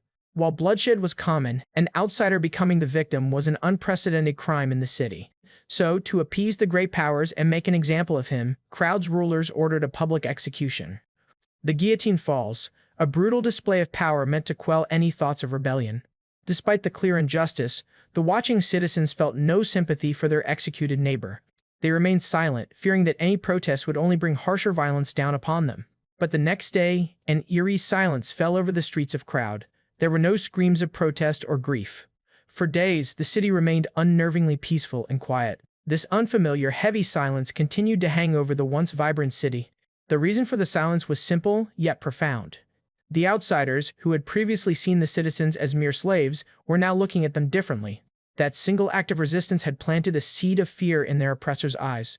Now, the people of Crowd appeared to be dangerous beings, capable of fighting back. This newfound fear showed that the citizens were not toothless, they were hiding sharp fangs. Therefore, the young freedom fighter realized that they had the power to change their fate and break the shackles that bound them. Even he realized that, by standing by and doing nothing, they were all accomplices to the violence and despair in their city. Their single unifying charge was the sin of not resisting. While the corrupt nobles toast to their wealth, the freedom fighter accepts that freedom has a price, and concludes that for change to occur, someone must be willing to spill blood and be stained by it. Watching the decadent party from a rooftop, he decides that he will willingly become that someone. He takes up his blade to fight for the freedom that belonged to everyone and to atone for their collective inaction. Under the full moon, he fully embraces his new path as an assassin. And he fights not just for freedom or atonement, but for the lost paradise that Crowd once was. As the memory of the freedom fighter's resolve fades, Arhan finds himself back in the arena, clutching the assassin's dagger. Just then, the announcer kicks off the duel between the Black Bride and the little gladiator, Arhan. With a roar from the crowd, the announcer declares the match has begun. The Black Bride observes her opponent, sensing a dramatic shift in his aura, and recalls that he initially had the air of a simple mercenary, but now he stands before her completely changed. She now sees someone who has been stained with blood in the shadows. In her eyes, Arhan is no longer a rookie gladiator, but a deadly assassin. She is momentarily taken aback by this sudden transformation. Shaking off her confusion, she resolves that while the situation is difficult to understand, ultimately, nothing has changed. Just then, she dashes forward to strike. Confident in her attack, the Black Bride believes Arhan won't be able to react. But Arhan, channeling the assassin's reflexes, meets her blade head-on. With newfound agility, he slips past her guard and effortlessly dodges her sword, a feat that should have been far beyond his capabilities. The Black Bride is stunned, unable to comprehend how he dodged an attack that was impossible to avoid, because she knows that with his previous movements and reactions, he shouldn't have even been able to respond. Arhan gracefully lands, his movements precise and controlled like a seasoned killer. She realizes with a jolt that she is facing a completely different person. Arhan smirks as he readies himself to attack her. He tightens his grip on his sword, preparing for a true battle. As he attacks, his speed and ferocity completely catching her off guard. To deflect the attack, she also swings her sword. As the swords clash, the force of their exchange sends sparks flying across the stage. However, the Black Bride recognizes that his breathing and movements now belong entirely to someone else. Staring at him as he leaps for the attack, the utterly bewildered Black Bride demands, "Who on earth are you?"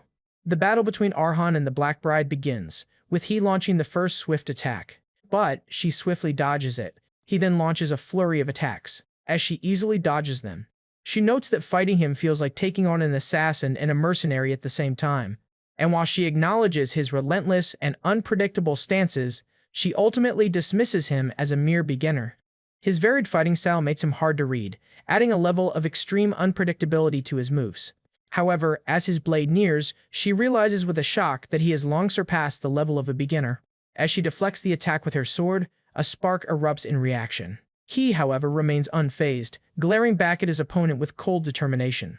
The impact of the blow leaves a smoking scar. Surrounded by a menacing red aura, she dismisses his tenacity as nothing more than foolhardiness. Suddenly, a flash of bloodlust from the consumed sword overwhelms Arhan's senses. Just then, he leaps back as the assassin's memories start to take control. The Black Bride calmly prepares for his assault, challenging him to show her more of his hidden cards. The whole arena ground is filled with the roars of the audience because of the fierce match. One spectator shouts in disbelief that a low-ranked bronze gladiator is putting up such an incredible fight against the Black Bride. Another fan who bet his entire fortune on Arhan screams in vindication, his gamble paying off spectacularly. In the stands, the crowd buzzes with the possibility of an upset, though some remain confident in the undefeated Black Bride. A fan yells out, urging the little gladiators not to have a boring death, encapsulating the arena's thirst for a good show. Inside his own mind, he desperately fights to control the assassin's overwhelming killing intent. He's assaulted by a killing intent so cold it could freeze the very soul. The phantom scent of blood fills his senses, seeming to blanket the entire arena, and he realizes that he's seeing the world through the eyes of Fang's old master, the assassin of crowd. Liam's spirit appears before him, explaining that he is experiencing the lives of both the mercenary swordswoman and the assassin. His ancestor knows that both of their swords were forged in the crucible of battle against enemies far stronger than themselves. He then calls them swords of struggle, and worries that accepting an assassin's brutal life may be too overwhelming for a novice like Arhan. Therefore, his ancestor's spirit delivers a stark warning: do not be consumed. Liam instructs him that he must fully understand and accept the assassin's life to make that power his own. Taking a deep breath, Arhan focuses his mind and begins to regain control from the sword's memories. His eyes regain their clarity as his own will suppresses the borrowed bloodlust. At this, Liam nods in satisfaction, but warns him that with his opponent now aware of his skills, the true trial is about to begin. From their brief exchange, the Black Bride has already grasped the full extent of his current capabilities. Now, she intends to hunt him down with all her might, no longer holding back. Arhan crouches, readying himself for her now serious assault. He quickly assesses his situation, realizing the open arena is a terrible place for an assassin with nowhere to hide. Knowing she won't be letting her guard down again, he resolves that his best option is a tactical retreat. and so he quickly dashes away, attempting to create a more advantageous distance between them. His plan is simple: buy time and use the 3-minute match limit to his advantage. As he puts distance between them, he believes his strategy is working. But in a blur of motion, the Black Bride appears directly before him, calling his attempt pointless. Arhan's eyes widen in absolute shock at her impossible speed. He can't comprehend how she is able to close such a vast distance in an instant. The entire stadium looks on as the power dynamic of the fight shifts dramatically. Watching from his box, Tom the manager laments that the young gladiator doesn't understand the true power of a swordwalker, and explains that a swordwalker projects a path to create a domain of absolute advantage. Furthermore, they expand that path internally to wield tremendous superhuman power. Arhan sees this firsthand as the Black Bride, now a true superhuman, closes in. She moves with blinding speed, becoming a blur as she swings her sword. An attack he barely manages to dodge. The fight continues as their swords clash and sparks erupt. However, our guy realizes this is her true power, completely incomparable to her strength at the start of the match, and explains that ordinary swordsmanship always leaves openings between attacks. There is meant to be an unavoidable gap, a moment of weakness, when one resets their stance. However, the Black Bride's sword has no such gap, as her next attack flows seamlessly from the last, and he can only compare her flawless, continuous attacks to an artist painting a world upon a canvas. Her movements are like the elegant, flowing brushstrokes of a master painter, beautiful, yet deadly. She relentlessly presses her assault, leaving him no room to breathe or counter, and amplifies her attack, putting all her might into it. Gritting his teeth, he desperately holds his ground, blocking her powerful blow. Just then, Liam identifies her unique and powerful technique as the Sword of the East, and explains that it's a style of martial arts from the Eastern continent with mysterious movements that resemble nature itself. Her elegant footwork and delicate sword trajectories are core components of this style. All of her movements, Liam elaborates, connect into a single, flowing motion that draws beautiful curves.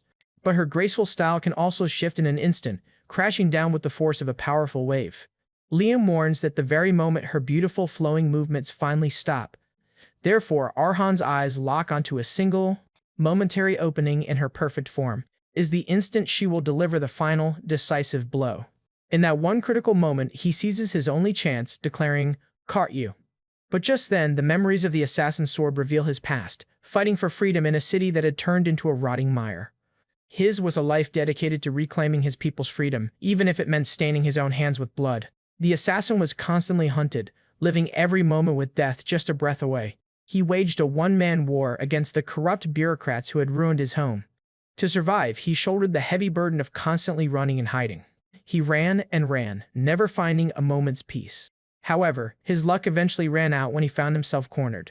There, the assassin learned a hard lesson: running doesn't always lead to an escape route, and he was confronted by a powerful enforcer, an opponent he knew he couldn't possibly defeat. This undeniable powerhouse stood before him, emanating an aura of pure strength. His attack was a whirlwind of motion, seemingly impossible to escape. In that moment, the assassin instinctively knew his life had reached its end. As the final, lethal blow descended upon him, his fate seemed sealed. But then, in the path of the attack, he noticed a tiny, almost imperceptible circle. This strange circle felt oddly familiar, a flicker of recognition in the face of death. It reminded him of the twisted back alleys of the city, the secret paths that had always let him escape overwhelming violence. Using his unique street smarts, he kicked the wall and leapt, evading the strike. And the attacker's sword got stuck in the wall. He then stood on the attacker's sword that was pinned into the wall.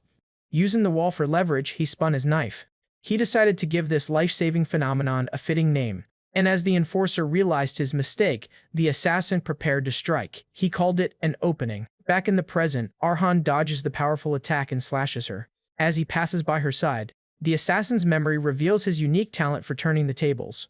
He acknowledged that his talent wasn't that of a noble warrior, but the raw instinct of a gutter rat, a nickname his brothers gave him. In the art of pure survival, the freedom fighter was a true genius. However, the Black Bride is astonished, realizing that Arhan has somehow pierced her perfect path and escaped in a split second. But what will he do now? He internally admits that his opponent is overwhelmingly powerful, more so than anyone he has ever faced. Even he understands that while the assassin fought strong foes, the Black Bride is on an entirely different level. In their brief exchange, she not only dodged a fatal blow but also managed to land a powerful counterattack. As a result, he feels like his ribs will break even if he moves just a little in this state.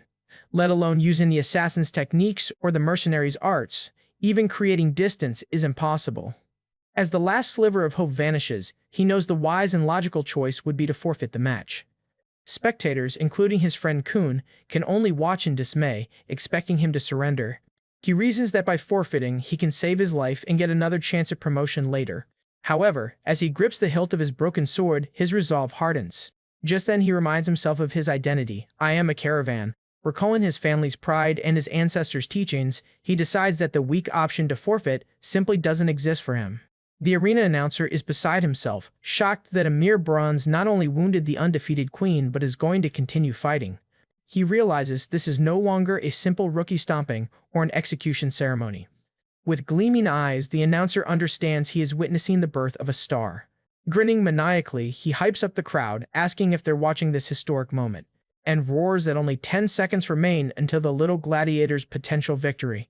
The final countdown begins, just 10 seconds left in the match. The two gladiators face each other, ready for one final desperate clash. Watching from above, Liam's spirit reflects on his descendant's incredible performance. He calmly poses a question to himself: what is a genius? As the Black Bride launches her attack, Liam's thoughts drift. A genius, he muses, is someone who can always find a path, even in the midst of the most severe hardship. They are those who consistently find answers when faced with impossible trials, and they calmly achieve success, making the impossible look effortless. These are the people who engrave their legendary achievements into the annals of history. Yet Liam sadly admits that by this definition, his descendant Arhan's talent falls short of being a true genius.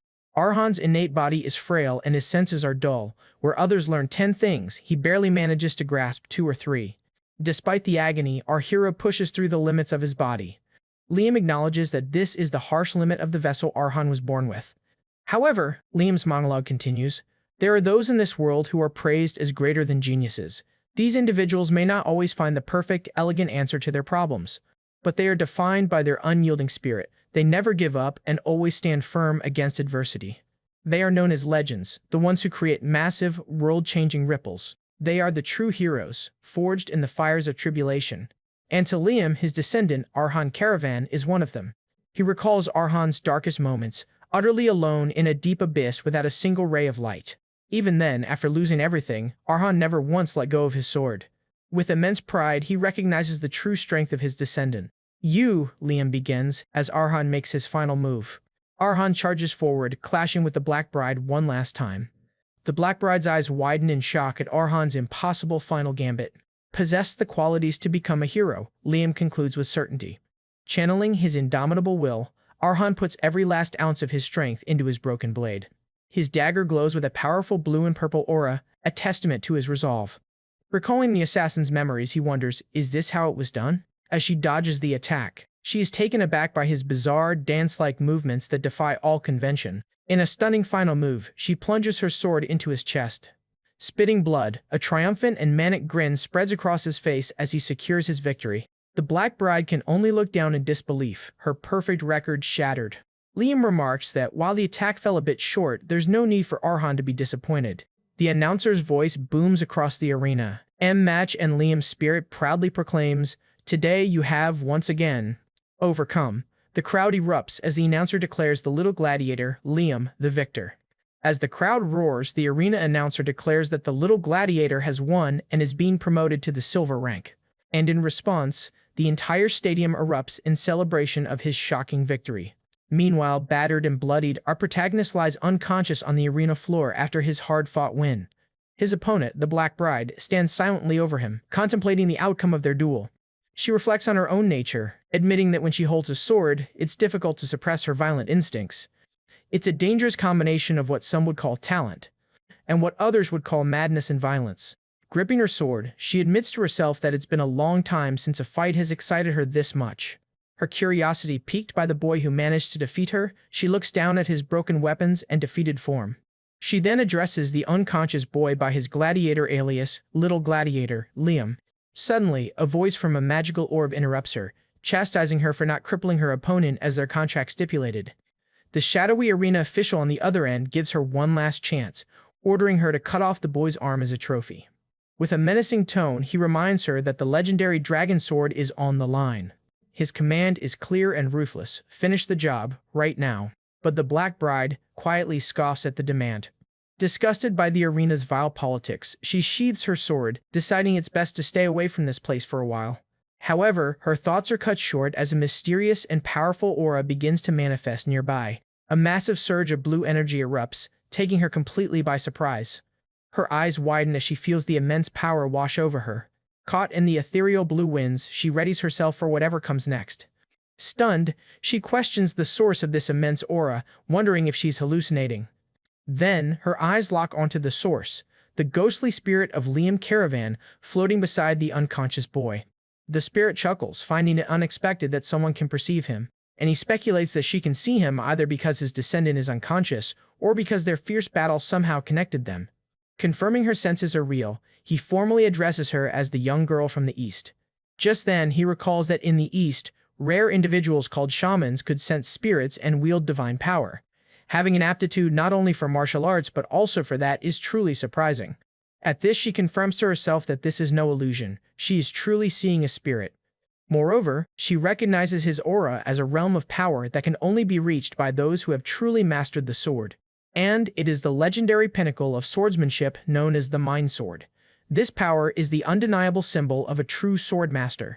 After that, she recalls the legend of Carlos, who became a swordmaster by manifesting 10 swords. His power was so immense it left a permanent scar upon a city, cementing his title as the era's greatest swordsman. But the power she senses from this spirit is on an entirely different scale. She perceives not 10, but tens, hundreds, even thousands of mind swords swirling around him. The sheer number of spiritual blades fills the entire sky, a display of power far beyond any legend she has ever heard. Overwhelmed, she can only wonder what kind of divine entity is standing before her. The spirit tells the awestruck girl that while she isn't ready for answers yet, she has the potential to reach the ultimate destination. So he gestures towards a metaphysical realm, beckoning her towards the ultimate goal for all swordsmen, the land of the sword. As his spiritual form begins to fade, he bids her a temporary farewell, and before disappearing completely, he reveals he knows her true name, Seo Yun. Seo Yun is left stunned as his voice echoes in her mind, prompting a memory of her father. And she recalls her father telling her the legend of swordsmen who ascend to the land of immortals when their mastery reaches the heavens. He had promised her that in that paradise, they would be welcomed by their precious loved ones. And if someday their family could be together in that place, he would have no regrets. Now, standing in the arena, she sees her father's words not as a simple story, but as a tangible path forward. Her eyes widen as she realizes the legend was true all along, and she has just witnessed the power of a true god of swords. Sometime later, after the excitement of the match has died down, the arena stands quiet. Inside, a sign marks the recovery room. Seo Yun, now unmasked, enters the room where Arhan is resting. A bandaged and confused Arhan sits up, demanding to know what she means by her sudden proposition. She then reveals her real name, Seo Yun, and states her desire to follow him, to see, hear, and feel everything by his side, and explains that following him is the fastest path to her dream, reaching the pinnacle of the sword. Looking him directly in the eyes, she formally asks, "Will you allow it?" Arhan is completely bewildered, wondering if this is some kind of trick from the powerful warrior who nearly defeated him. Just then, Liam's spirit appears, telling his descendant not to be confused, as this is a natural course of events. The spirit explains that during the brief moment Arhan was unconscious, Seo Yun was able to sense his presence. With a dazzling, egocentric sparkle, he proudly declares that she was completely captivated by his greatness, and boasts to a dumbfounded Arhan that since ancient times, swordsmen have become his followers after just a glimpse of his shadow. However, his tone shifts to one of somber reflection. He admits that sometimes, when looking at his young descendant's path, he feels a deep sense of pity, because at an age meant for sharing love and experiencing life's joys, Arhan's reality is far different. Instead, the boy is forced to live a cruel life of struggle and death, burdened by a past stained with blood. His young descendant is tied to a dirty destiny, with no choice but to cling to vengeance. But Liam acknowledges that this is the path his descendant has chosen, and reminds him that to walk this path, he must cast aside all lingering attachments and regrets. Liam reaffirms his identity, not as a boy who trembles, but as a descendant of Caravan, Arhan the Avenger. With that, he tasks Arhan with judging for himself whether the swordswoman before him is a worthy ally. Arhan analyzes the offer. Seo Yun is a genius whose talent was recognized by Liam, and a highly skilled expert who holds goodwill toward him. and concludes that just as she will help him achieve his goals, she will serve as a powerful inspiration for him in return. Having made up his mind, he addresses her by her true name. He then introduces himself as Arhan and, instead of accepting her as a follower, shrewdly proposes a partnership, welcoming her as a neighbor. A slight, genuine smile appears on Seo-yun's face as he agrees to work with her. And with their new alliance forged, the scene transitions to outside the walls of the arena. Arhan and Seo-yun begin their journey back to the caravan territory, riding in a simple horse-drawn cart. During the ride, Arhan awkwardly decides to clear the air with her about their new arrangement. He prefaces his talk by asking her to listen without misunderstanding as he tries to address their new status as neighbors. He then vaguely explains that he has complicated, unspeakable circumstances, attempting to set some boundaries. Flustered, he finally blurts out his main point, that he cannot become her lover. An incredibly awkward silence descends upon the cart as his declaration hangs in the air, and he continues his clumsy explanation, rambling that while he knows she's not interested, the future is unpredictable for a young man and woman traveling together. Finishing his speech, he asks for her understanding in advance, just in case. Seo-yun calmly acknowledges his concern is reasonable but assures him he has nothing to worry about. She then delivers a devastating blow to his ego with 4 simple words, "You're not my type." As Arhan reels from the brutal rejection, Liam's spirit smirks in the background while Seo-yun confirms it will never happen. She elaborates on her preferences, tall, muscular, rugged men, and states that she absolutely hates scrawny, weak-looking guys. She even calls his impression too soft, noting that he seems like the type to apologize first in a fight, much to the coachman's visible discomfort. With a chillingly sweet smile, she asks if she needs to continue listing the reasons he doesn't meet her standards. A defeated Arhan insists that's more than enough, as Liam's spirit literally vanishes from second-hand embarrassment. Eager to change the subject, she quickly pivots to a new question for him. When she asks if there are other neighbors besides her, Arhan confirms that a knight moved in not too long ago, and cheerfully tells her that she should get along well with the knight. He describes their new neighbor as having not only great skill, but also a wonderful personality. The scene ironically cuts to this supposed kind person, Petal, standing over a field of slaughtered bandits. Eventually, Arhan and Seo-yun arrive on foot in the caravan territory. As they walk, he notes her remarkably light luggage, to which she simply replies that she doesn't carry much, and explains that a sword and a day's worth of food are all she needs, as she can procure anything else along the way. She then turns the question back on him, noticing that his own luggage has increased. She points out the new set of daggers he's carrying at his waist. At this, he explains that his blade was damaged in his last arena match, so he took the opportunity to buy some spares. He adds that his increased winnings from reaching the silver rank also allowed him to finally purchase some much-needed armor. He can't help but praise the excellent quality of metallurgy in Firma, the city of steel. As he sighs about the high cost, Liam's spirit appears to remind him that for a novice, good equipment is a crucial investment. Announcing their arrival, he gestures towards his home, the caravan mansion. Seo-yun is momentarily surprised to see that his residence is such a large, stately mansion. However, their arrival is immediately met with a shocking and bloody sight. They find Petal standing calmly in the courtyard, surrounded by the corpses of numerous slain intruders. He then nonchalantly apologizes for the messy state of the yard, explaining that some uninvited guests arrived. Wiping his mouth, Petal correctly deduces that Seo-yun must be the new neighbor Arhan mentioned. However, Arhan nervously tries to downplay the massacre, telling Patel to catch his breath after his coughing fit. Meanwhile, Seo-yun silently takes in the bloody scene, observing the aftermath of the battle. Her gaze falls upon one of the dead bandits, a clear sign of Petal's deadly efficiency. As Petal walks off, Arhan begins to panic over the terrible first impression he's made on his new neighbor. Seo-yun, however, seems completely unfazed, coolly remarking that, as she expected, this is no ordinary place. Once inside, Petal prepares to give them a summary of the recent events. He explains to Arhan and Seo-yun that quite a few uninvited guests have visited while Arhan was away, and clarifies that most of them were easily scared off, so things never escalated into a major fight. However, the situation changed about a week ago when more persistent intruders began probing their defenses. A new, more aggressive group started targeting the village, and at first, he simply tried to warn them off. Today, however, the intruders launched a full-scale, determined attack. Faced with their aggression, Petal explains that he inevitably had to shed some blood. From the information he gathered, he confirms that these were not ordinary bandits, and reveals the name of the organized group that attacked them, the Red Wolf Brotherhood. At this, Arhan correctly identifies their naming convention as one typically used by knighthood, which Petal confirms. Patel explains that such names are meant to embody a group's identity and meaning, a tradition they are merely co-opting. As a former knight himself, he finds the bandits' imitation of this noble tradition to be quite displeasing. He scoffs at the idea of lawless thugs daring to imitate a tradition of honor, revealing his own knightly pendant. He then tells them, which is why, even more so, you need to be careful of that group, prompting Arhan to ask, why is that? Just then, she chimes in and posits that using such a fearless name means one of two things. Either their group is exceptionally large, or realizing the second, more dangerous possibility. Their leader is so skilled and arrogant that he looks down on actual knights. Having listened to the entire debrief, Liam's spirit quietly appears behind Arhan.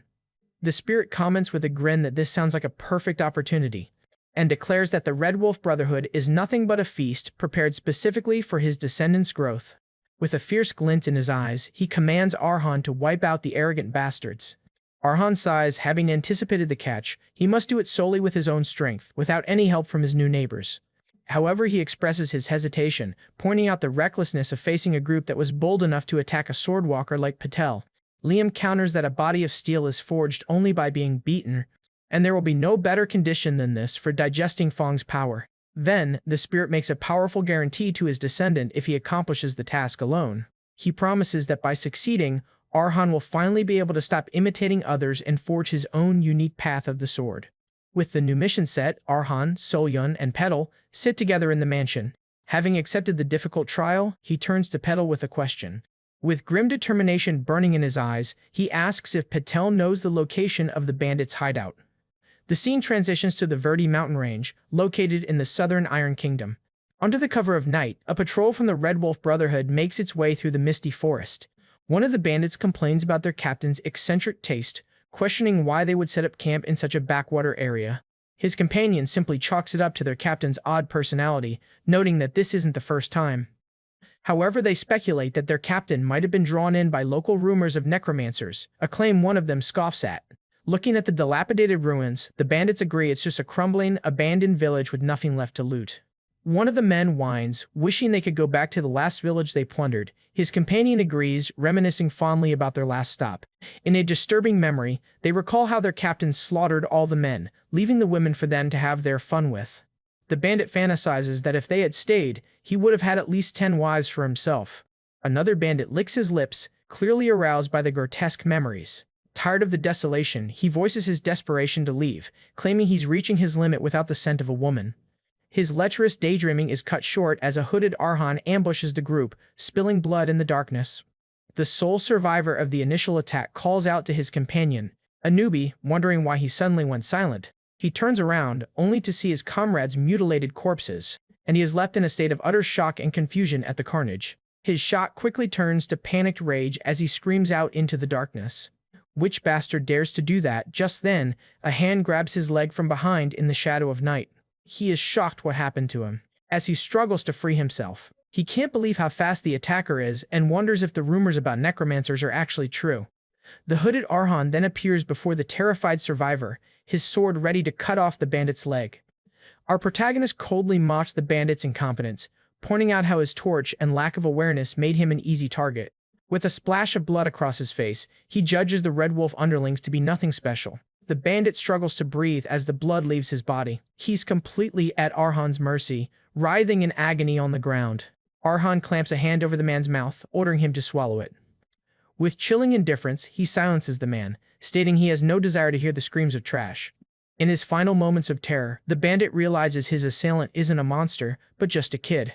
Arhan's glowing eyes fix on him as he delivers a brutal ultimatum: cooperate with his questions to keep his remaining ankle. Under the moonlight, he begins his interrogation of the last surviving bandit. The scene shifts to the past. Patel is stunned, asking Arhan to confirm that he just requested the location of the bandit's hideout. He then calmly elaborates, stating he also wants to know their combat styles and characteristics. A concerned Patel asks if he's truly planning to wipe out the entire Brotherhood by himself. Arhan's grim silence serves as confirmation of his deadly intent. At this, Patel slams his hands on the table, trying to snap the young man out of his foolish thoughts, and argues that defending the mansion is the smarter play, and that a proper knighthood will likely handle the bandits eventually. Nearby, Solyun observes the tense exchange in silence, offering no opinion. In the middle of his passionate plea, Patel is suddenly struck by a debilitating coughing fit. The violent sound echoes through the room, highlighting the severity of his illness. As Solyun helps him up, A winded Patel continues to beg Arhan not to be reckless, acknowledging how important the village is to him. Gasping for air, he warns that this isn't an average bandit group and that they surely have a few tricks up their sleeves. As he leaves, Seo-yun helps him to his room. Arhan apologizes to Petal, but his resolve remains unchanged. Pulling up his hood, he firmly states that he can't promise to stand down. Back in the present, the now-dead bandit lies in a pool of blood, his information having been extracted. Arhan stands over the body, his interrogation complete. Liam's spirit observes his descendants' ruthless efficiency, and he wryly comments that Arhan seems to have adapted well to the brutal laws of the Iron Kingdom. Just then, our guy spins his dagger and explains his actions to his ancestor, stating that he doesn't want to leave any loose ends. Yet, despite his ruthlessness, he shows a moment of doubt, asking Liam if this is truly the right way to proceed. He tells him that if the information he extracted is correct, then their captain is no ordinary bandit. Learning that the Red Wolf Brotherhood's captain is a deserting knight commonly known as a runaway dog. More importantly, he discovered that this deserting knight is also a formidable swordwalker. At this, he voices his concern to Liam, reminding him that he has already been defeated by swordwalkers twice before. Liam just grins, completely unfazed, and asks his descendant if those past defeats truly matter now. After that, Arhan readies himself to depart, his hesitation gone. Liam confidently states that it doesn't matter at all, as Arhan walks away from the carnage, determined to face the challenge head-on. Later, Petal rests, but the purple, corrupted mana of his illness is still visible spreading across his chest. Asleep on a couch, he's trapped in a dream of his past. The dream appears to be a troubling one, filled with memories he can't escape. He remembers being appointed as an escort knight for a young noblewoman who sweetly tells him that everyone said he was someone she could trust completely. So she looked up to him as the ideal knight, one who is absolutely loyal and would never betray his duty. A younger, armored Patel solemnly accepted his charge, vowing to stay by her side and protect her. In the present, Patel sweats in his sleep, haunted by the memory of being hailed as a chivalric hero. But the idyllic memory begins to blur and distort into a nightmare. Seo-yun urgently wakes him from his tormented sleep. As Petal groggily opens his eyes, she calmly informs him, "We have guests."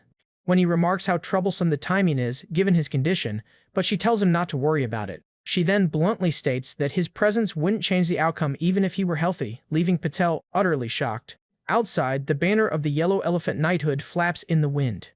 A formidable squadron of knights on horseback has completely surrounded the caravan mansion.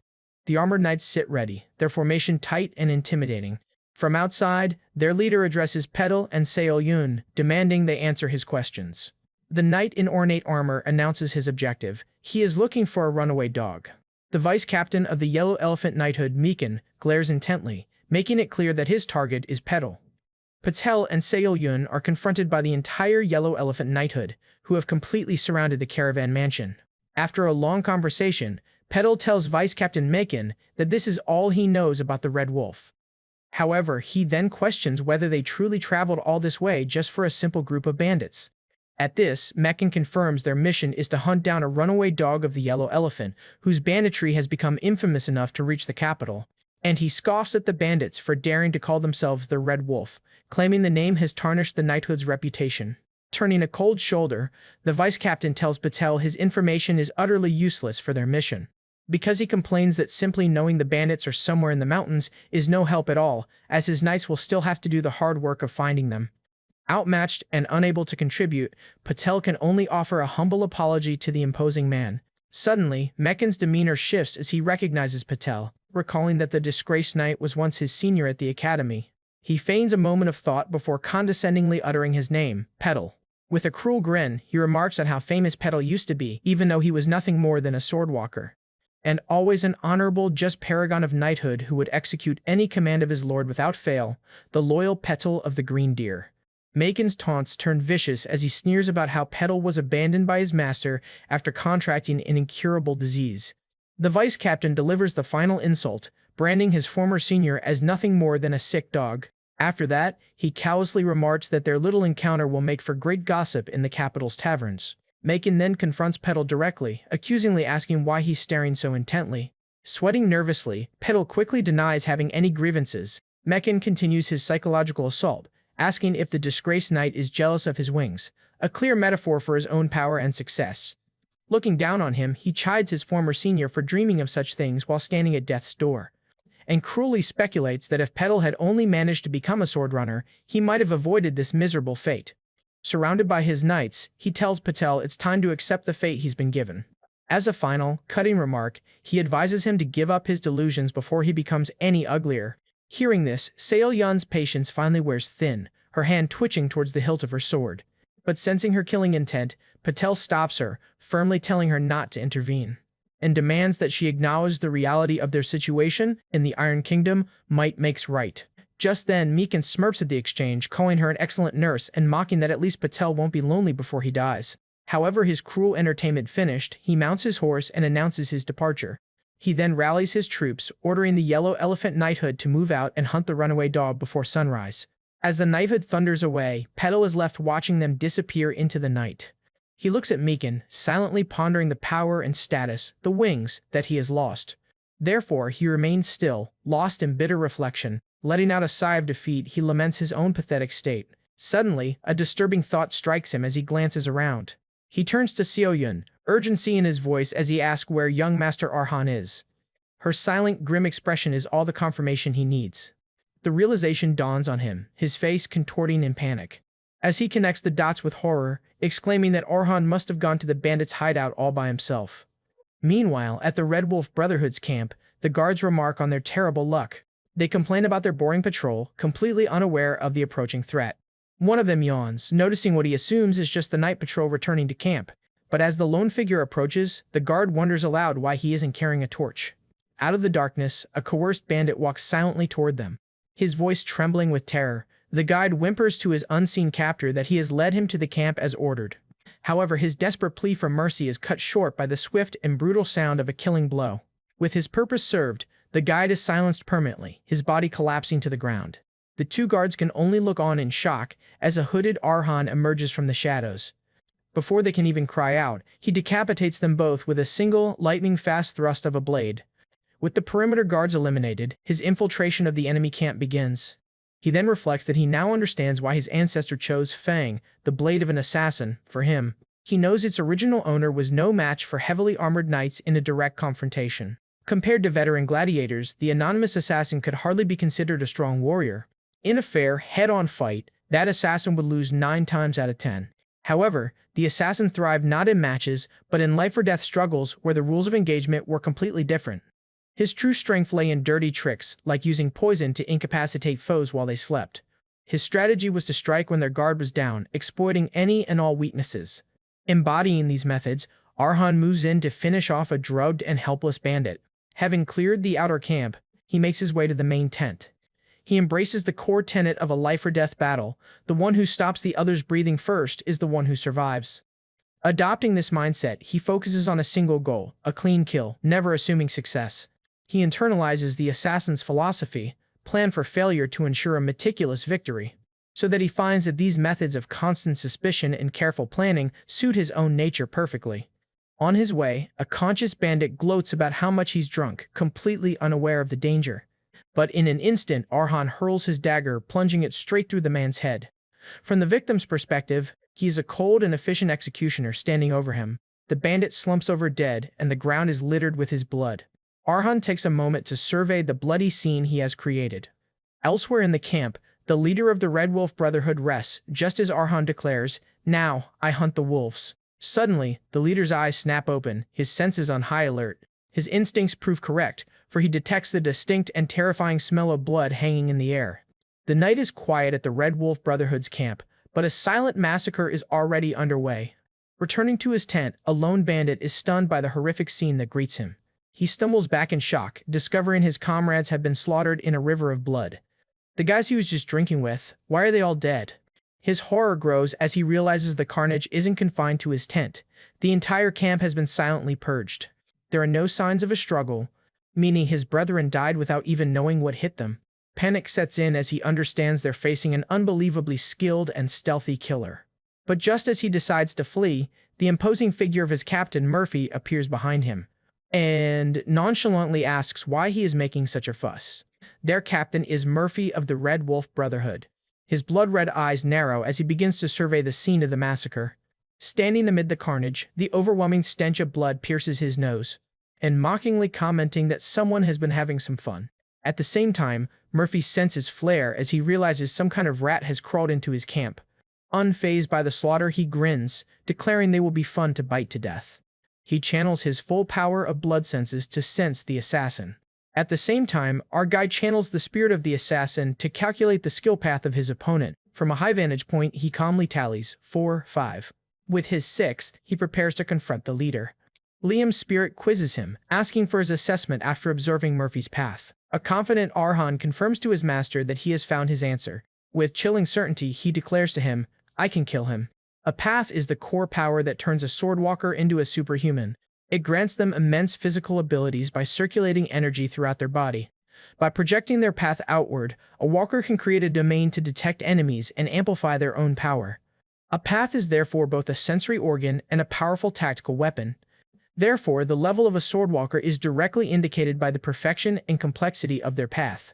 He then recalls his training. By observing an opponent's path, one can gauge their true level and skill. And he confidently tells Liam that compared to the powerful paths of Patel and Seoyun, Murphy's is pathetic. He remembers Petal's path, which was complex and solid like a massive, impenetrable wall. And he also recalls Seoyun's, which was elegant and surged like a powerful, raging wave. In contrast, Murphy's path has only 6 weak and unstable branches. He concludes that the man barely even qualifies as a swordwalker compared to the true masters he's faced. Liam's spirit smugly agrees, noting that it's only natural.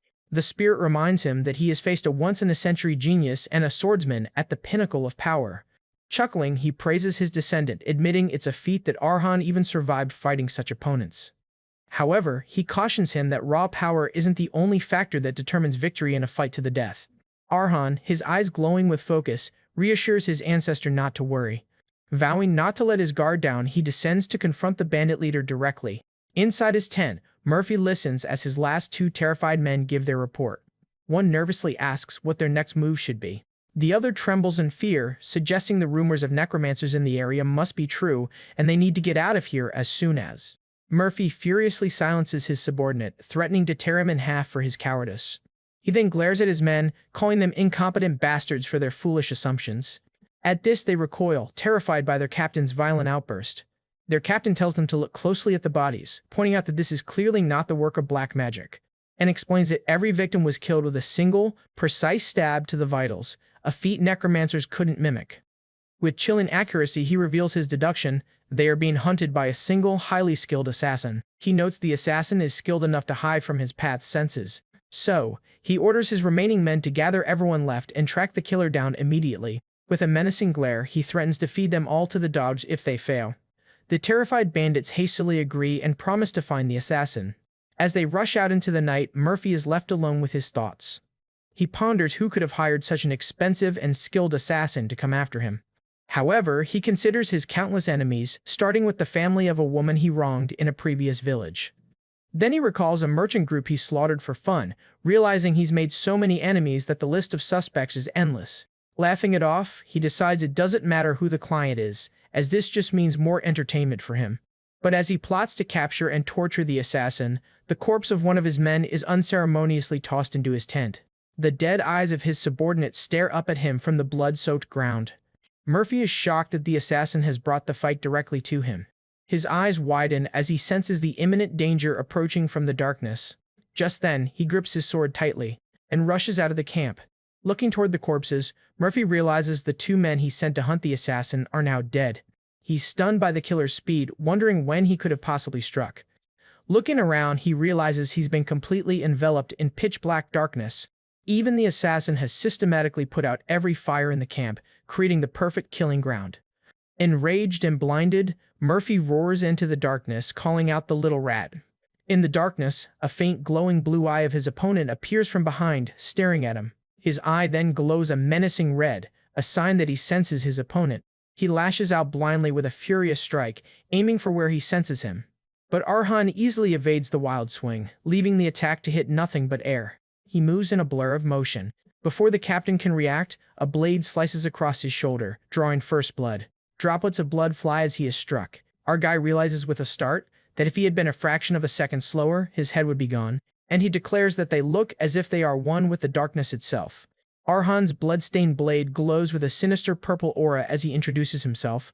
I am an assassin of crowd. And the assassin's creed echoes in the darkness. A wanderer who walks through the night towards the light of freedom, fully embracing his role, he declares that the darkness of the world is his ally. Under the light of a full moon, two figures move swiftly through the wilderness. Following close behind Arhan, Petal and Selyun race through the night, but Petal is clearly beginning to feel the strain.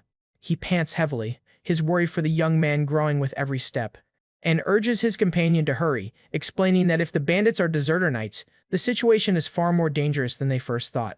He fears that the Red Wolf leader is an enemy Arhan absolutely cannot handle on his own. In his eyes, despite Arhan's dazzling talent, he's still a mere seedling who needs more time before facing a fully fledged swordwalker. While he worries, Selyun listens to his frantic concerns with a calm, almost dismissive expression, and states that she doesn't think so. With unwavering confidence, she corrects him, stating that the boy is no mere seedling. Instead, she declares that his talent has already begun to bloom, her faith in him absolute. Meanwhile, the bandit leader, Murphy, confronts a cloaked Arhan, cynically judging him to be a rather expensive assassin, and demands to know who hired this mysterious figure to come after him. He then cycles through a list of potential clients, from a merchant group he robbed to women he's wronged. When Arhan remains silent, he wonders aloud if the rival Yellow Elephant Knighthood sent him, demanding an answer. But deciding it no longer matters, he just grins, figuring a good fight will at least be entertaining. However, his eyes widen in shock. As Arhan appears from the darkness, Murphy stares down his surprisingly young opponent. Then, the bandit leader begins to laugh, finding the whole situation utterly ridiculous. That the one who wiped out his entire brotherhood was just a kid, a greenhorn still wet behind the ears. Clutching his face in disbelief, he calls the situation truly absurd. His disbelief quickly turns to rage, and he abandons all pretense of a game, shouting, "Change of plans, you little shit." He lunges forward, assuming the boy has just been using simple tricks to evade his men. Unleashing his ferocious red aura, he declares that now that Arhan has finally shown himself, the fight is over. With a furious roar, he vows to rip the young assassin to pieces. He swings his massive sword with all his might, screaming for his opponent to just die. But in that moment, Arhan fully utilizes the assassin's skills, becoming one with the knight. He then coolly declares that the darkness is his ally, while effortlessly sidestepping the furious attack.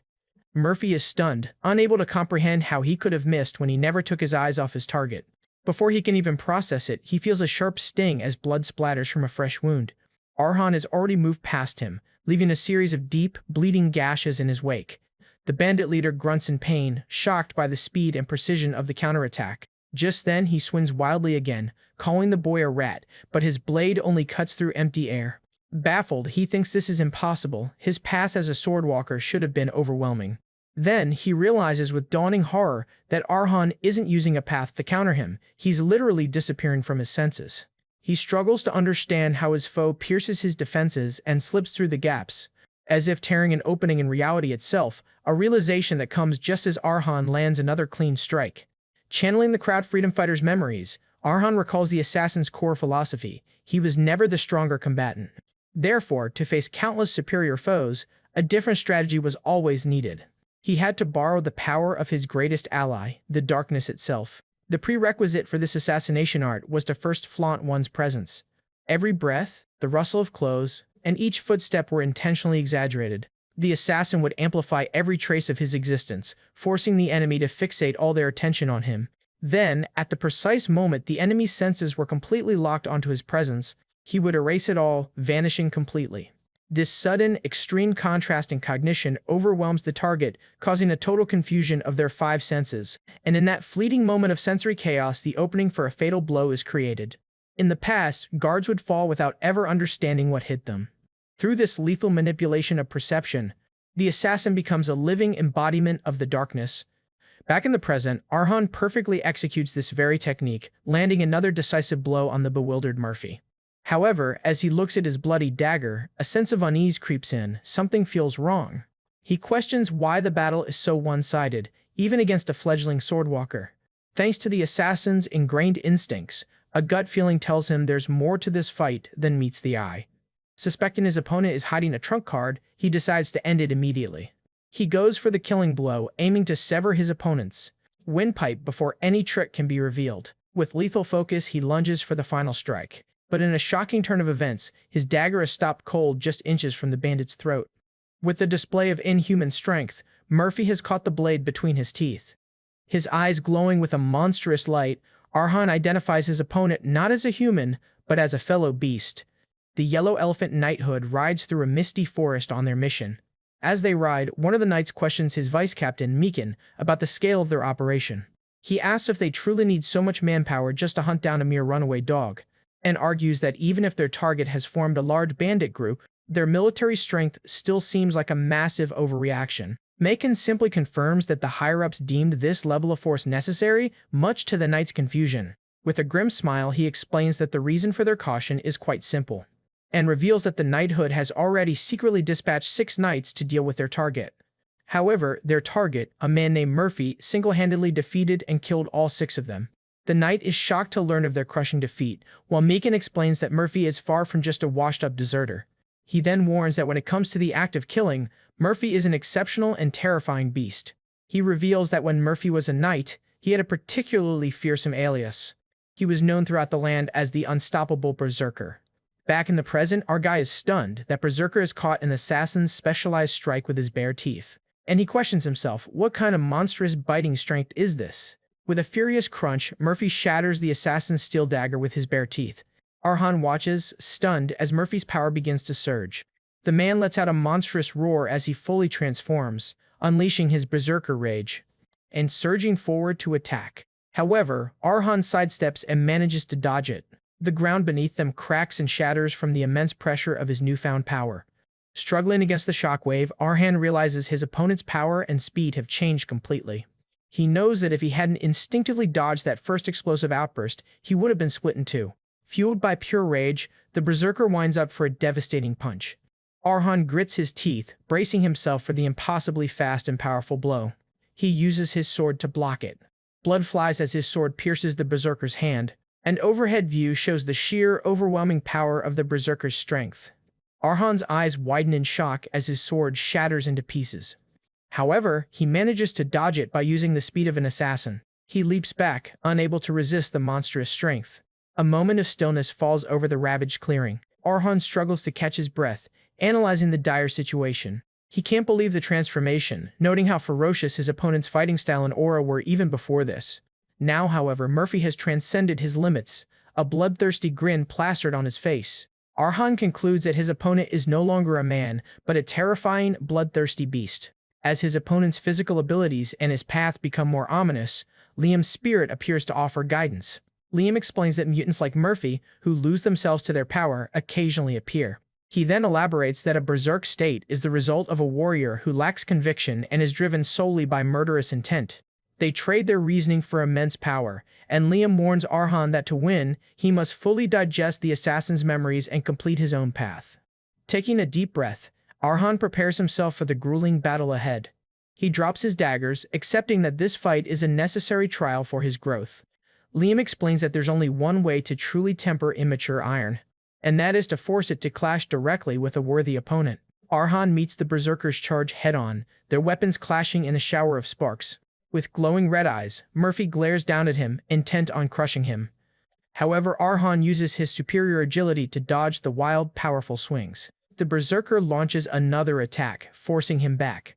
Sparks fly as Arhan barely holds his ground against the overwhelming strength. Realizing a direct confrontation is futile, he devises a new strategy, to focus on dodging and parrying. He reasons that if he is unable to break his opponent's bones, then he will simply carve away all of his flesh first. His blade glows as he begins the new assault. He ducks and weaves around the berserker's attacks with practiced ease. Like a phantom, he dances around the raging beast, looking for an opening. He lands a flurry of shallow but precise cuts across the berserker's back, and relentlessly chips away at his opponent, drawing more blood with each pass. Enraged by the constant, stinging attacks, Murphy's fury intensifies. However, he notices that his opponent has disappeared from his sight. His eyes widen as he senses a sudden attack. Just then, Argyll leaps for the fatal blow and recalls the assassin's core tenet: no matter how thick the hide, there is always a weak spot. With deadly precision, he targets the one place he knows will be vulnerable, his opponent's eye. As he swings his sword, to his shock, the berserker masterfully dodges his swing, creating an opening for a counterattack. Arhan's eyes widen, realizing too late that he has been caught in the berserker's trap. The berserker's fist slams into him, a crushing, deadly blow, and Arhan coughs up blood from the devastating blow. The sheer force of the blow hurls him backward through the air. He collapses to the ground, clutching his chest in agony. Panting for breath, he realizes with horror that a single punch nearly knocked him unconscious. However, his gambit paid off as Murphy stumbles back, clutching his now bleeding eye, and he vows to return the favor. Just then, the wounded beast lets out a final, terrifying roar, ready to end the fight. After taking a brutal hit from Murphy, Arhan's last sword falls from his grasp. Meanwhile, Murphy clutches his wounded eye, roaring in pain and fury as his berserker rage intensifies. Now completely consumed by his battle lust, he prepares to finish the fight against a cornered Arhan.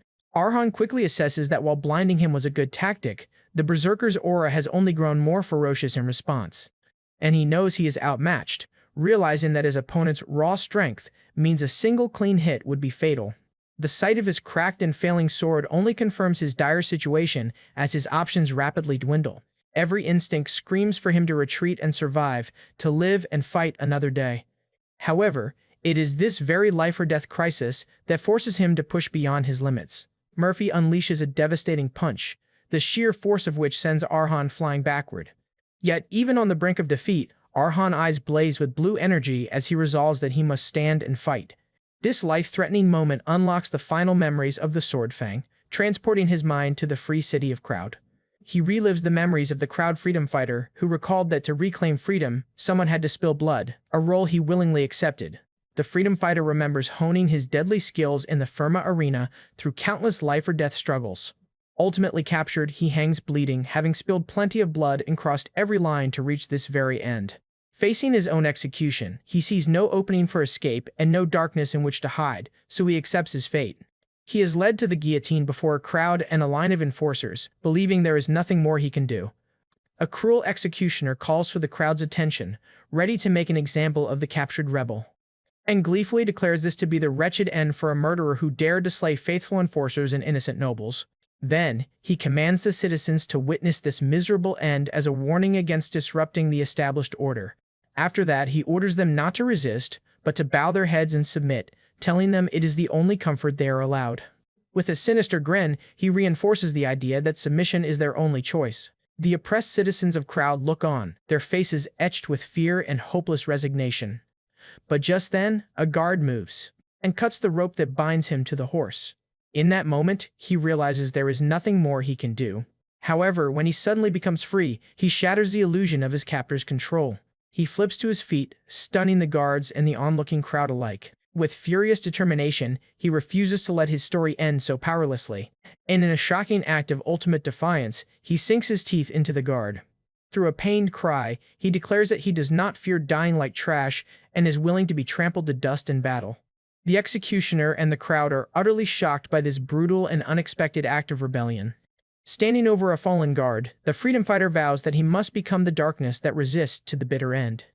With the guard's half-torn ear in his mouth, he proclaims his goal, to become the darkest darkness in order to illuminate the light of freedom. Then, facing the executioner, he addresses the citizens in the crowd, telling them not to bow their heads. He unleashes a defiant roar, urging them to show the world that they, too, have the will to fight. His powerful words pierce the fog of fear, igniting a spark of hope in the eyes of the people. He rallies them, shouting for them to fight back when their rights are stripped away, and urges them to resist when they are being trampled. Just then, the guards move forward to attack. He dodges that attack and severs one of them. He then screams the painful truth, that Crowd no longer lives up to its name as a free city. His declaration resonates deeply with the citizens, for they all know he speaks the truth. However, he continues his fight. His final commands echo through the square: do not look away, do not submit. And though he takes a fatal wound, his resistance continues to inspire those watching. He shouts that even if they are lost in a thick fog where they cannot see an inch ahead, they must keep moving forward, and he fights on until his last breath.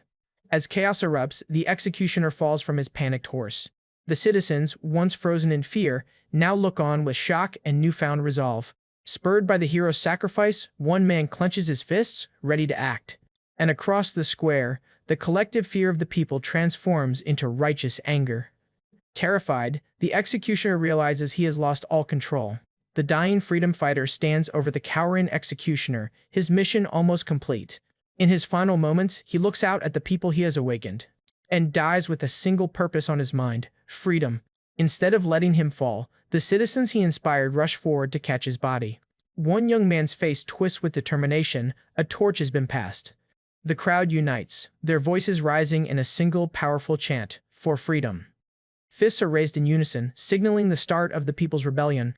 The oppressed citizens finally fight back, attacking the enforcers who have tormented them for so long. Even the terrified executioner cannot escape the sound of the people chanting for their freedom. The rebellion explodes as the people in the crowd gather to tear the executioner apart. The freedom fighter smiles, content that his sacrifice has shown the true spirit of his city. A vision of a bright and liberated crowd fills his dying mind, a symbol of the future he fought for. Back in the present, Murphy is ready for the final, fatal attack on him. Arhan, now empowered by the darkest darkness of crowd, prepares to unleash its full might. He accepts the freedom fighter's legacy, vowing to carry on his indomitable will. A massive wave of brilliant blue energy erupts from him as he swings his sword, and blood splatters in the air. Murphy is completely stunned, unable to comprehend what just happened. In an instant he feels his own power, his path being completely shattered by Arhan's newfound strength. Just then, his head falls from his shoulders, a testament to Arhan's new power, and Arhan realizes that the sword fang has been completely digested. In the aftermath of the brutal battle, Arhan stands victorious over the fallen bandit leader, Murphy. Murphy gasps his last breath, defeated. Exhausted, Arhan lets out a sigh of relief, having survived the grueling ordeal. Suddenly, a surge of power emanates from his sword as he feels a profound change within himself. In this moment of victory, the memories imbued in the assassin's sword, Fang, are finally and completely digested. Just then, our guy recalls the moment Murphy was attacking him, and he declares that he saw it had been so faint that the straight blue line seemed within reach, yet always slipped away. However, he instinctively knew this is his path. As Arhan surveys the scene, the spirit of his ancestor Liam appears beside him. Liam proudly informs his descendant that, though still inexperienced, he can now unfold a path by his own will, officially stepping into the entry level of a swordwalker. With a smug grin, he adds that this new entry-level power is incomparable to the beast Arhan just struck down. He then explains that the caravan's path is one of steel, extending straight and true without bending before any obstacle. Theirs is the path of steel, a power that shatters all that stands in its way. He reveals that in the past, those captivated by its majesty had a special name for this power. With an intense gaze, he christens his descendants' newly awakened ability, the Line. However, the strain of awakening his new power is too much, and Arhan begins to falter. He collapses face first into the dirt, completely spent from the battle, and weakly asks his master why he has no strength left, while Liam explains it's the backlash of using excessive power in an untrained body. The ancestor cackles maniacally, gleefully telling him to look forward to the intense training that awaits him to become a mature walker. Lying in the mud, Arhan reflects that while he's still at the entry level, he has finally taken a genuine step forward. He clenches a fistful of dirt, proud that he has forged a path that is completely his own, not a half-baked imitation. A torch illuminates the darkness as a familiar voice calls out, "Young Master Arhan." Lying on the ground, he looks up to see his companions have arrived. It's Patel and Solyan, who have tracked him to the bandit camp. Completely surprised, a battered Arhan asks how they found him. After helping him up, his companions watch as he recovers. He takes a moment to wipe the grime from his face. He thanks Solyan for the cloth, and she wordlessly crumples it in her hand, disgusted by the filth. Surveying the carnage, Petal asks in disbelief if Arhan truly wiped out the entire bandit group by himself. The sheer number of dead bandits strewn across the camp is a testament to his overwhelming victory. However, he sheepishly tries to downplay his incredible feat, claiming, "Luck was just on my side," earning jealousy from Solyan. Patel listens silently, his expression unreadable as he processes the scene. "Luck, you say," he repeats, not quite believing the young master's humble explanation. Petal reflects that while he knew Arhan had a special talent, he never expected this, and recalls a swordsman who was still lacking in many areas, making this growth truly shocking. Even he had assumed it would take a great deal of time and experience for the boy's talent to fully bloom. He marvels that a beginner was victorious against a runaway knight, a feat he thought only possible for members of the 5 great families. Suddenly, a sound from the trees puts everyone on high alert. Patel tells Arhan that perhaps he was simply lucky, like a protagonist in a story. With a knowing smile, he muses that being a protagonist isn't something just anyone can become. Arhan is confused, but Petal reveals that he finally understands why he ended up in this desolate land. Evading the question, Patel urges them to leave, warning that it could be dangerous to delay any longer, and explains the danger isn't from the dead bandits, but from the knighthood Murphy belonged to, who are roaming nearby to execute their runaway dog. Confused, Arhan argues that the knighthood should be thanking them for sparing them the trouble. Seo-yun scoffs at his naivete, explaining that knights are enraged when robbed of the retribution they were meant to dish out, and concludes that knighthoods are gatherings bound by meaningless honor, prompting Arhan to question such twisted logic. Liam's spirit appears, reminding his descendant that he'd warned him, knights are nothing more than troublesome swordsmen. With a sharp glint in his eye, he realizes the moment has come for Arhan to experience firsthand just how troublesome knights can be. Just then, a sudden tremor and the sound of approaching hoofbeats alerts the group to a new threat. The Yellow Elephant Knighthood arrives in force, surrounding the camp. Vice Captain Meekin surveys the dead bandits, his eyes locking onto Murphy's body as he demands to know who was responsible. Enraged, he bellows, asking who dared to touch their runaway dog and sully the honor of the Yellow Elephant. He then screams at the group, demanding to know which one of them did this. Meekin glares at Patel, sneering, "Oh, sick dear," and warns that there is no mercy in the march of an angry elephant. He stamps his foot, cracking the ground, and commands Patel to answer if he doesn't wish to be trampled. Arhan grits his teeth, barely able to withstand the crushing pressure of Meekin's powerful aura, and realizes this man's power surpasses even that of Patel and Seo-yun, marking him as an impossibly strong figure. Worried that everyone will end up in trouble because of him, he resolves to handle the situation himself. But before he can speak, Patel steps forward and calmly declares, "I killed him." Arhan looks at Patel in shock, stunned by his bold and dangerous lie. Meekin coolly asks Patel to repeat himself, clearly not expecting such a confession. At this, Patel recounts his own history as a former knight of the Green Deer Knighthood, known as Patel the Loyal. With unwavering resolve, he looks Meekin in the eye and repeats, "I said that I killed the runaway dog." A panicked Arhan screams at Patel, questioning what on earth he's doing. As he lunges forward to correct the lie, but Seo-yun holds him back. She silently shakes her head, preventing Arhan from interfering in Patel's decision. From atop his horse, Meekin acknowledges that the sick deer was aware of their situation, and reminds him that as someone who has taken a knight's oath, he must understand the meaning of his actions. After that, he declares that Patel, a washed-up relic, has dared to openly tarnish the honor of their knighthood. A cruel smile spreads across Meekin's face as he relishes the confrontation. He addresses Patel by his former title, Knight Patel the Loyal, and states that as vice captain, he cannot overlook this behavior. With a surge of golden energy, he formally challenges Patel to an honor duel. Patel's eyes glow with a cool blue light as he gazes up at the knight and resolutely says, "I accept." An honor duel is a fight where combatants wager everything to condemn those who have tarnished their honor and discipline. The winner regains their honor and raises their prestige as a knight. The loser, however, loses everything, as their corpse is publicly displayed in the plaza. For knights who value honor above life, this public humiliation is a punishment far worse than death. Because of the high stakes, an honor duel is never a decision made lightly. Meekin rides away, having forced the duel. Such a match is especially rare between knights with a significant gap in skill. In fact, it is almost unheard of for such a lopsided duel to be arranged. Yet Patel stands silently as the knights depart, resolute in his decision. A furious Arhan immediately confronts him, demanding to know why he accepted the suicidal duel. He points out that Meekin is a sword runner, a tier of power far beyond a swordwalker, wielding the symbol of their rank, wings, and reminds Patel that even if rank isn't everything, he is still only a swordwalker. He stresses that Patel's body is so ravaged by illness that he can barely even move properly. "So how do you plan on fighting a sword runner?" Arhan yells, completely bewildered by his decision. He clenches his jaw, his anger boiling over as he recalls their first meeting. He then reminds Patel of his initial wish to spend his final moments quietly, a choice completely at odds with this.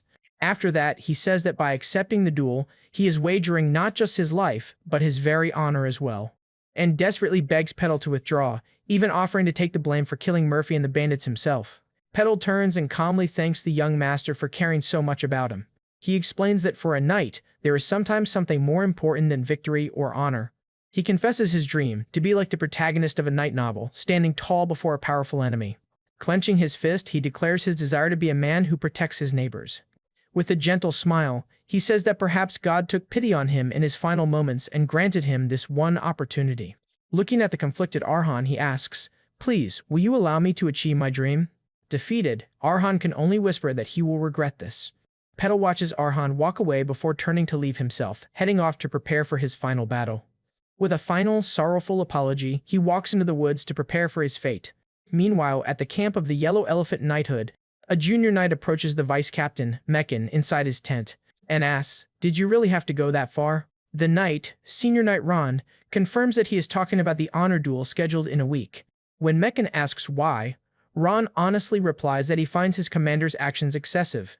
Ron points out that Patel's body is already consumed by disease and that he likely won't even last a fortnight, and also states that in a week, Patel will be a walking corpse, struggling just to move. He argues that cornering such a man into a duel will only earn them the stigma of oppressing the weak. Mekan coldly considers this for a moment before conceding, perhaps. He then turns to Ron and asks how much he knows about the man called Patel the Loyal. Mekan's eye glows with intensity as he states that he knows the knight very well. He recalls their academy days, when everyone mocked Patel as a talentless idiot who would never be more than a sword beginner. They called him a fool who only knew how to try hard, predicting he'd die soon after becoming a knight. Yet, against all odds, the man reached the pinnacle of a swordwalker and has managed to survive until now. Mekan recounts his legendary feats, including emerging victorious in 17 honor duels for his lord. He protected his lord on the battlefield even under a rain of bombardment, and when 500 starving refugees swarmed the castle, he defended the gates alone. He concludes that the moniker Patel the Loyal is a truly fitting one. However, Mekan sees his firm convictions not as noble, but as dangerous. A fiery aura begins to build around Mekan as he reveals his true, sinister intentions. He declares Patel's convictions are just as dangerous as his own powerful wings. He even plans to tie Patel's corpse to a wagon and parade it through the village where he lived. And he will announce Patel's death and trample on his corpse to completely extinguish whatever honor he has left. Mekan believes that if he tramples and violates this man of steel, he will reach a new state of power, and he is certain it will grant him the power to spread his second pair of wings, achieving an even higher rank. He then menacingly asks Ron if he still thinks there's nothing to gain from this duel. Back at the caravan mansion, the mood is somber. Arhan sits alone, racked with guilt and a sense of helplessness over the situation. The spirit of his ancestor Liam appears, stating the cold, hard fact, Patel will die. He dismisses Patel's experience, explaining that in a duel between a swordwalker and a swordrunner, skill means nothing. Arhan grits his teeth, knowing Patel has absolutely no chance of victory. However, Liam questions why he has grown so attached to a man he once only saw as the source for a new sword. Arhan grimaces, admitting that Patel reminds him of his father. He remembers his own father, who also chose to fight an unbeatable enemy and defended his home to the very end. Our protagonist confesses his deep-seated hatred for arrogant, powerful people who trample the weak as if it's their right. But what's even more agonizing is his own weakness, which leaves him with no choice but to watch. Liam challenges him, asking if he is willing to stand by, even if it means losing the chance to obtain a swordwalker's sword. "I don't care about that," Arhan explodes. "What truly matters is something else entirely." He questions the meaning of protecting himself if it means turning a blind eye to injustice, and screams that any revenge gained through such a cowardly choice would be meaningless. Calming down, he confesses that he hates himself for being so buried in revenge that he once thought of easily taking Patel's sword. He laments his foolishness, for he failed to see what he truly needed to protect. Liam's hand rests on his descendant's shoulder, approving of this new mindset. With a grin, he tells him that a sword is just a blade, and a caravan can't let himself be consumed by such things. "Let me tell you, young descendant," Liam says, a new resolve in his eyes, "the only path to protecting everyone." He declares that Arhan must fight in Patel's place as a champion in the honor duel. In a forest clearing, Patel endures a grueling training session, pushing his ailing body to its absolute limit. Despite his terminal illness, he swings his greatsword with unwavering determination. Sweat pours down his face, his intense gaze revealing a man steeling himself for his final battle. Having observed his reckless training, Arhan finally calls out to him, and he asks for a moment of Patel's time. He earnestly tells him that he has something important to say, but the knight cautiously keeps his distance. Patel apologizes, explaining that for now, he cannot put down his sword. Resolved to change his mind, Arhan begins to reveal his greatest secret. He explains his unbelievable ability. By eating a sword, he can absorb the skills and memories of its previous owner. And with this power, he concludes, he can make those memories and skills his own. Our protagonist explains that his ability to wield so many different weapons is all thanks to this borrowed power. He reminds Patel that this is how he, a mere beginner, was able to stand against a master like him, even for a moment. He then admits that his surprising victory over Murphy was only possible by relying on the power of another consumed sword. Stunned, Patel has to admit that while it's the most absurd story he's ever heard, he doesn't believe it's a lie. After all, he's been a first-hand witness to the young man's miraculous growth. Then, with a sharp glint in his eye, Patel correctly deduces the real reason for this confession. He asks if Arhan's intention is to eat his sword and become his champion in the upcoming duel. Back in the mansion, Arhan recalls asking his ancestor Liam to explain the concept of a champion. Liam explains that a champion is a warrior who fights on behalf of another, carrying their honor into battle. However, he warns that a champion must also be prepared to bear the heavy price of defeat, and emphasizes that becoming a champion is a grave undertaking requiring truly solemn resolve. Analyzing the upcoming duel, Liam notes that while Patel's level is lower than Mechan's, his flawless fundamentals are not to be underestimated. He believes that Patel's solid foundation is the only way to break the wings of a powerful sword runner like Mechan. Liam sees Patel's sword as the key, calling it the only miracle they can hope for. Though a slim chance, he agrees it is a better gamble than letting a sick man fight alone. And so, Liam leaves the final choice to Arhan, asking what his young descendant will do. Back in the present, with renewed determination, Arhan declares that he will fight as Patel's champion. He vows to inherit the sword that holds Patel's very life and win the duel so that no one has to bleed. Desperate to save his friend, he begs Patel to entrust him with that sword. Patel lets out a heavy sigh, touched by the young man's passionate, kind-hearted plea. He acknowledges Arhan's kindness, but it seems he has a different plan in mind. Instead of answering directly, he asks Arhan to watch him for a moment before he makes his final decision. To everyone's surprise, Patel then turns to Seoyun and prepares to face her in a spar. Arhan watches in confusion, wondering what his terminally ill friend could possibly be planning in protests, calling it senseless for Patel to spar in his grave condition. But Seoyun, understanding his intent, coldly tells the little gladiator not to interfere. Patel simply states that his resolve can't be stopped, thanking Seoyun for accepting his unreasonable request. She warns him, however, that she cannot hold back now that her sword is drawn. Then she asks if he is absolutely sure he won't regret it. He thanks her for the concern, but cryptically tells her not to worry. As they take their stances, he says that's exactly what he's hoping for. Worried, Arhan thinks the spar is too reckless and considers stepping in to stop them. But Liam's spirit holds him back, telling him to watch closely, as this will be a great lesson for them both, and explains that the sublime light emitted by a man burning away his life at death's door is a sight to behold.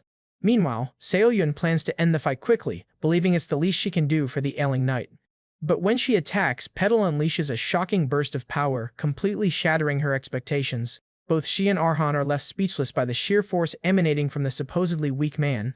Seoyun struggles to block his attack, her sword vibrating from the immense power. She's shocked by the unexpected weight behind his sword, a force far beyond a sick man's capabilities, and can't comprehend how a man for whom even breathing should be a struggle can possess such overwhelming power. With glowing eyes, he pushes back, demonstrating an impossible level of strength. A single, overwhelming strike then sends her flying backwards.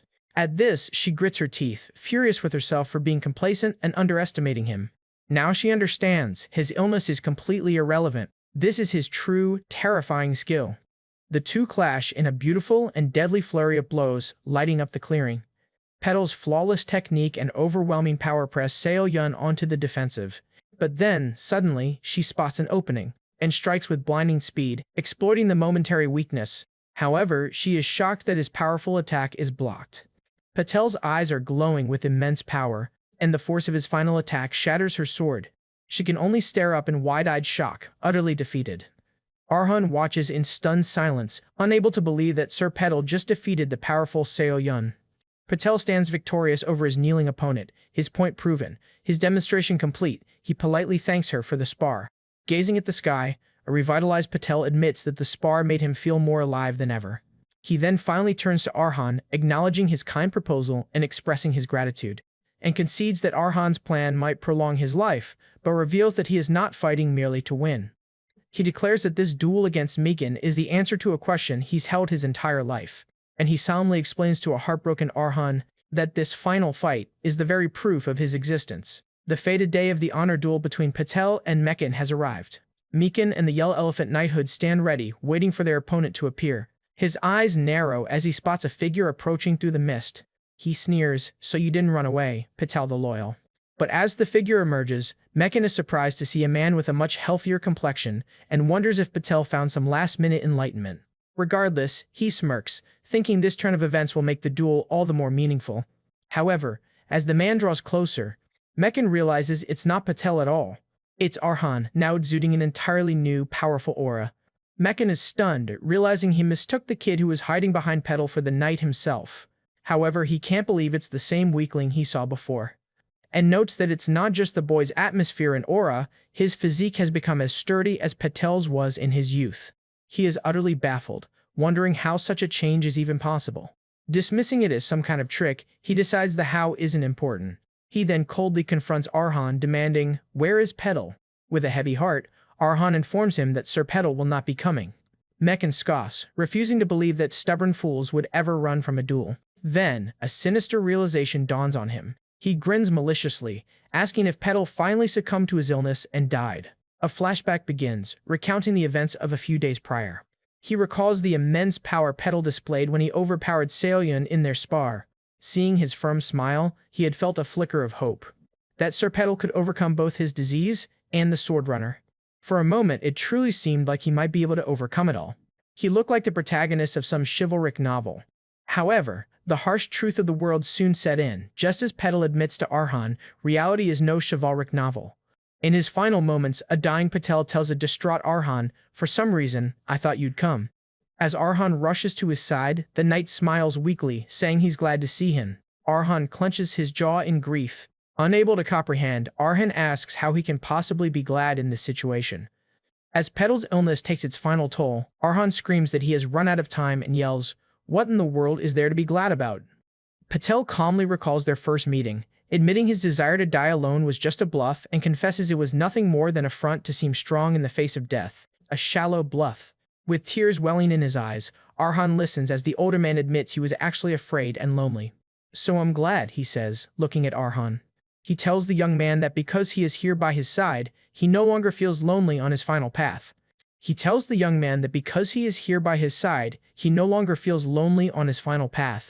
At this he pleads, insisting, "You have to live, Sir Petal." He then reminds him of the duel, the challenge that was meant to be the proof of his existence. The young man cries that for it to end like this is just too cruel. As Arhan collapses in grief, Petal rests a comforting hand on his head. Then, he says, "I like the twilight." He poetically describes it as the beautiful light that colors the world between day and night. He then compares it to one's own reflection, a final mark left before death, stating that his own twilight ends here. "But you," he tells Arhan, "are the dawn that has just risen." Petal reveals that he always believed Arhan's story about devouring swords was the truth, not just a lie meant to comfort him. Therefore, he declares, "Please take my sword." Its clunky, worn-out blade, hoping the young man will accept it. With tears streaming down his face, Arhan is asked to accept this heavy burden. His hand closes over Petal's on the hilt of the sword. Through his tears, Arhan accepts his friend's final wish, gladly. With a final, peaceful smile, Petal wishes him good luck in his battle. His last words are a prophecy, that Arhan will surely leave his name in the history of this era. Arhan can only watch in anguish as his friend's life slips away. And so, his kind neighbor, Patel, quietly faded away into his own twilight. The flashback ends, and Arhan stands silently in the present. Mekin callously remarks that such a pathetic end is truly befitting of him. He laments that it's a pity, as he had so much to show him, while his men express their disappointment at not seeing the wings. He, however, quietly reflects that it's fortunate the knight avoided being reduced to a mere spectacle, and declares that regardless of the process, the honor duel is his victory. With a crazed look, he demands, "Hand over the corpse of the loser, Petal." He furiously declares, "It's mine now." But Arhan, his eyes now glowing with a powerful blue light, firmly refuses. "I cannot do that." Wielding Petal's sword and emanating a powerful aura, he declares, "Because the honor duel isn't over yet." He stands firm before the vice-captain, announcing his intentions. Channeling the will of the fallen knight, Arhan prepares to fulfill his friend's legacy. As Sir Patel's champion, Arhan Karavan challenges Mekin to a duel. As Arhan consumes Petal's sword, steel, he is plunged into the memories of the late knight's life. Petal reflected that from the very beginning, he had realized he could never be the protagonist of his own story. The memory begins during a game of cards, where his senior colleagues struggle to recall his name. A young, stoic Petal confirms his name, standing out from his more relaxed peers. One senior knight confronts him, mocking him for being too rigid and unhappy that their nightly gathering had turned into a gambling session. He is called out for his buzzkill face, which he has apparently worn all day. Yet finding his courage, Petal declares that he finds his senior's behavior inappropriate. He then lectures them on knightly dignity, stating that their excessive gambling, drinking, and vulgar jokes go against their ethics. But his senior cuts him off, dismissing his constant talk about being a knight as a waste of breath. He looks at him with disdain, calling him a truly dull guy. Exasperated, the senior tells Patel that he no longer needs to come to gatherings that don't suit him. Effectively ostracized, he is told that he just ruins the mood for everyone else. Humiliated and rejected by his fellow knights, a young Patel can only stand in silence. Not long after he was pushed aside, a new knight joined the gathering. This new knight echoed Patel's sentiment almost word for word, calling the senior's behavior unacceptable. Unlike Patel, however, this newcomer was a confident young man brimming with natural talent. Patel recalled how the newcomer shared many similarities with him, being just as inflexible and deeply engrossed in chivalry. And just as Patel had done, the new knight asked the seniors to exercise some restraint. However, the outcome for the talented newcomer would be drastically different. Instead of being ostracized, his criticism was met with agreement and thanks. The same senior knight who had mocked Patel now enthusiastically praised the junior's firm convictions. He continued to gush, praising the new knight's impressive spirit. The senior proclaimed that this very spirit was why the newcomer, at such a young age, had already become a powerful sword runner. The senior knights then promised to behave better and eagerly invited the talented junior to their next gathering, completely excluding Patel. From the sidelines, Patel could only force a smile, watching as the principles he was shamed for were celebrated in another. Sitting alone, he painfully realized there was only one difference between him and the new knight. That one crucial difference was talent. He remembered his youth, when he had believed in the power of patience and effort.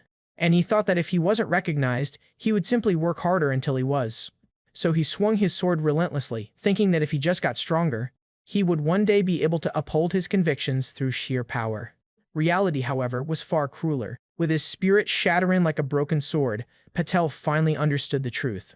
In a world that prized innate ability, he could never become the protagonist. He was merely a side character in someone else's story. Therefore, to avoid being kicked off the stage of life entirely, he hardened his heart and prepared to make a necessary compromise.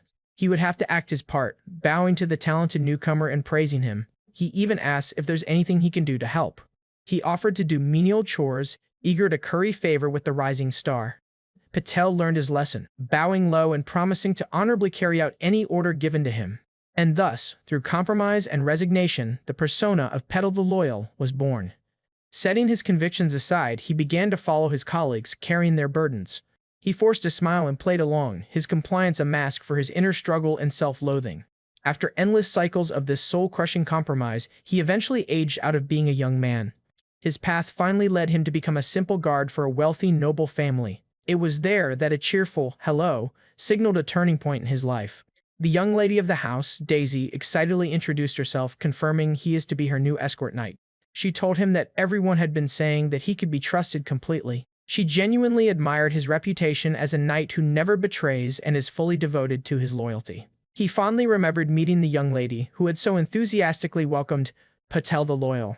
With starry eyes, she had asked him to stay by her side and protect her family forever. Ironically, she compared him to the protagonist of a chivalric novel, the very thing he felt he could never be. Thanks to her uniquely friendly and popular personality, escorting Daisy was an easy and pleasant duty. Even though she was a noble, she was beloved by everyone in the territory. His duties were mundane, mostly involving dealing with the occasional drunk who tried to pick a fight. He acknowledged that this was far from the honorable life he once dreamed of as a knight. He was still a third-rate knight who had compromised with reality, but now, things felt different. Watching her genuine happiness and kindness brought him a strange sense of peace. For some reason, when he was by her side, the past didn't seem to hurt as much. Her radiant smile had a way of cutting through his deep-seated cynicism. With her, his failed dreams and compromises felt like they didn't matter, and he recalled those as the warmest days of his life. But that peace was shattered when war came to the land. Swept up in the succession struggle of the Iron Kingdom, her family's estate was engulfed in flames. Amid the political turmoil, her family fell into ruin. The once grand estate was reduced to ash and rubble. After the disaster, Daisy was no longer the beloved lady of the house, but a ruined noble. Now destitute, she could no longer call for him so casually, instead addressing him formally as Sir Patel. With tears in her eyes, heartbroken, she asks why he is still protecting her ruined family. And she explains that they are now destitute, unable to pay him or even offer him a proper room. In a voice full of despair, she asked, "Why are you still staying by my side?" Faced with her question, Patel reaffirmed the realization he'd had his whole life, that he couldn't be the protagonist. He recalled the bitter compromises he'd made, becoming a sycophant just to survive. and accepted that he was a fated man, not a hero. But even so, in that very moment, he found his one true, unwavering conviction. He remembered the bright, hopeful smile of the young woman who had placed her trust in him. He saw her image, both as she was in her joyful prime and in her current sorrow. The contrast between the celebrated lady and the destitute girl before him solidified his purpose. And so, he finally had his answer for her, because I am Petal the Loyal. His identity was no longer a role he played, but a simple, profound truth: she needed him. Overwhelmed by his unwavering devotion, Daisy broke down in tears. Her grateful thank you was all the purpose he ever needed, and for Petal, it was enough to give his life meaning. Arhan, imbued with Petal's will, stands resolute, declaring that the honor duel isn't over yet. Facing the vice-captain of the Yellow Elephant Knighthood, he formally challenges Mekin to a duel. As he speaks, Arhan recalls Patel, the knight who protected his convictions even in the face of death. He then declares himself the champion of his neighbor, Sir Petal. Mekin is momentarily struck speechless by the boy's audacious challenge. As he studies the boy, he senses a familiar and unsettling presence emanating from him, and notes that the boy's aura is disturbingly similar to that of that bastard Petal's. With his initial excitement for a fight renewed, he smiles and gladly accepts the duel. Ron, adjutant of the Yellow Elephant, steps forward to officiate the honor duel. He explains the simple rules: the duel ends when one side surrenders or is rendered unable to fight. Ron adds a grim warning that no one will be held responsible if a life is lost, a condition Arhan accepts with cold determination. Mekin clarifies his sole condition for the duel: if he wins, he will take Sir Petal's corpse. He cruelly promises to spare Arhan's life, but only after cutting off all his limbs to feed to wild beasts. Arhan calmly and sarcastically thanks him for his mercies. In return, our protagonist declares that he will also spare Mekin's life when he wins. He promises, however, to take both of Mekin's arms as his own act of mercy, leaving the vice-captain to ponder the foolish dreams of a boy. With the terms set, the knights depart, leaving Arhan and Mekin to prepare for their fated duel. The official, Ron, instructs both duelists to step back 10 paces. As they take their positions, he announces the duel will begin as soon as they are ready. Arhan recalls that after devouring Petal's sword, there was only one thing he could do: to understand the blade. He had simply swung it until his arms felt like they would tear off. He knew that this grueling, repetitive training was the only way to truly understand Sir Petal's sword. He reflects that Patel's sword was fundamentally different from Mary's needle or the assassin's fang. It was utterly faithful to the basics, without tricks or deceit, appearing boring and inflexible to some. It was a sword so upright it wouldn't bend against the wind, a blade that would ultimately choose to break rather than yield. However, it was precisely because of this unbending nature that it was an unyielding sword, more so than anything he had ever seen. Liam's spirit explains that those who reach a realm above a sword runner all possess their own set of values. The spirit continues, noting that pursuing those values is what directly leads to a rise in their realm of power. One with upright values, like Patel, advances by relentlessly honing their sword and convictions. In contrast, one with destructive values, like Mekin, gains strength by trampling on the convictions of others. Liam explains that this is precisely why Mekin is so obsessed with Patel. The vice-captain had intended to desecrate the corpse of the noble and unyielding knight, using it as a twisted sacrifice to fuel his own selfish ambition and gain power. The spirit praises him, saying, "You certainly couldn't just stand by and watch that atrocity take place." The only way forward, the spirit instructs, is for Arhan to fully accept the entirety of Petal's will and become an even sturdier, more unyielding steel himself. Back in the present, Mekin mockingly compliments Arhan's stance, asking if the dying knight had given him some pointers. However, he realizes there must be a reason the boy so confidently bared his fangs. Arrogantly, he grants Arhan the first move, daring him to come at him. He condescendingly promises to teach him the overwhelming gap in class that a frog in a well could never hope to cross. As Arhan charges forward, Mekin prepares to demonstrate the vast difference in their power. But he is shocked by what he feels from his opponent's blade before their swords clash. With stunned disbelief, he recognizes the overwhelming force as a fully formed path. Arhan brings the full weight of Patel's indomitable will down upon the vice-captain as their swords clash. Mekin struggles, unable to comprehend how he is being pressured when the difference in their realms should be undeniable.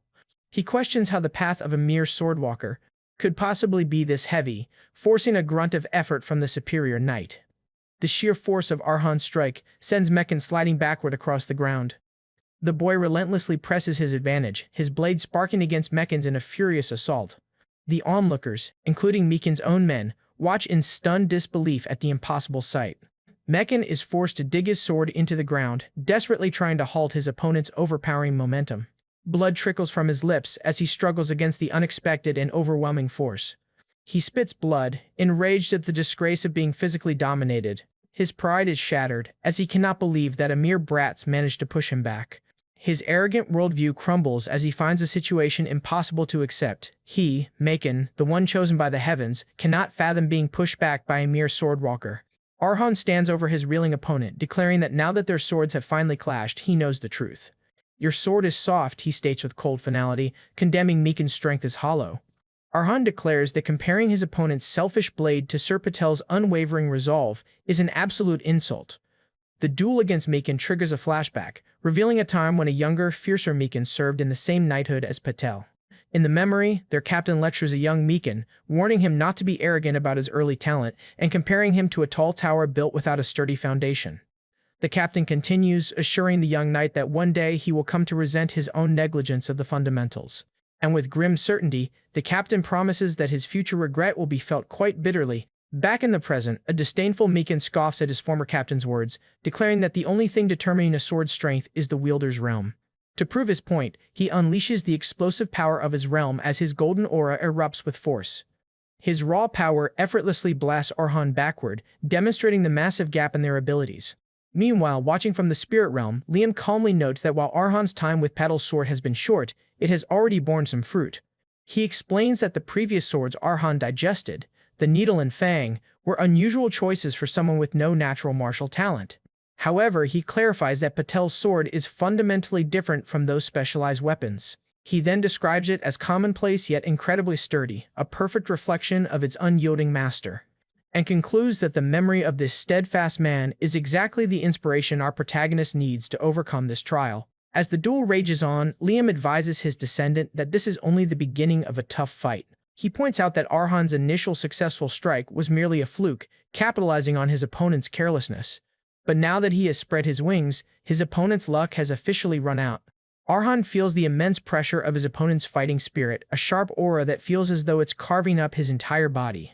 Despite the overwhelming power, our hero steels his resolve, reminding himself that while Mekin has wings, he has the power of Caravan and the memories of his swords.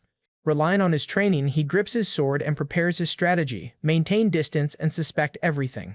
He focuses, planning to match his opponent's breathing to control the flow of battle, just as he's always done. But his strategy is instantly shattered as Mekin vanishes from sight. Unleashing the full speed of his wings, the knight soars through the air, moving faster than Arhan can perceive. Arhan is left completely stunned, unable to process his opponent's impossible speed. In a moment of shock, he wonders how Mekin could have possibly appeared behind him so quickly. The brutal answer comes in a spray of blood as the attack lands before he can even react. Arhan cries out in pure agony from the devastating lightning-fast strike. He collapses to his knees, grievously wounded, while Mekin looks down on him in triumph. The knight mockingly praises Arhan's intuition for raising his sword, noting it's the only reason he wasn't cut in two. With a cruel smirk, he adds that this pathetic instinct to survive will only increase his suffering. Mekin's terrifying aura envelops Arhan, promising a world of pain for his defiance. As Arhan struggles against the pain, Liam's spirit appears once more to give him a crucial lesson. He explains the power of a swordrunner's wings, an ability that allows them to sprint as if gliding through anything.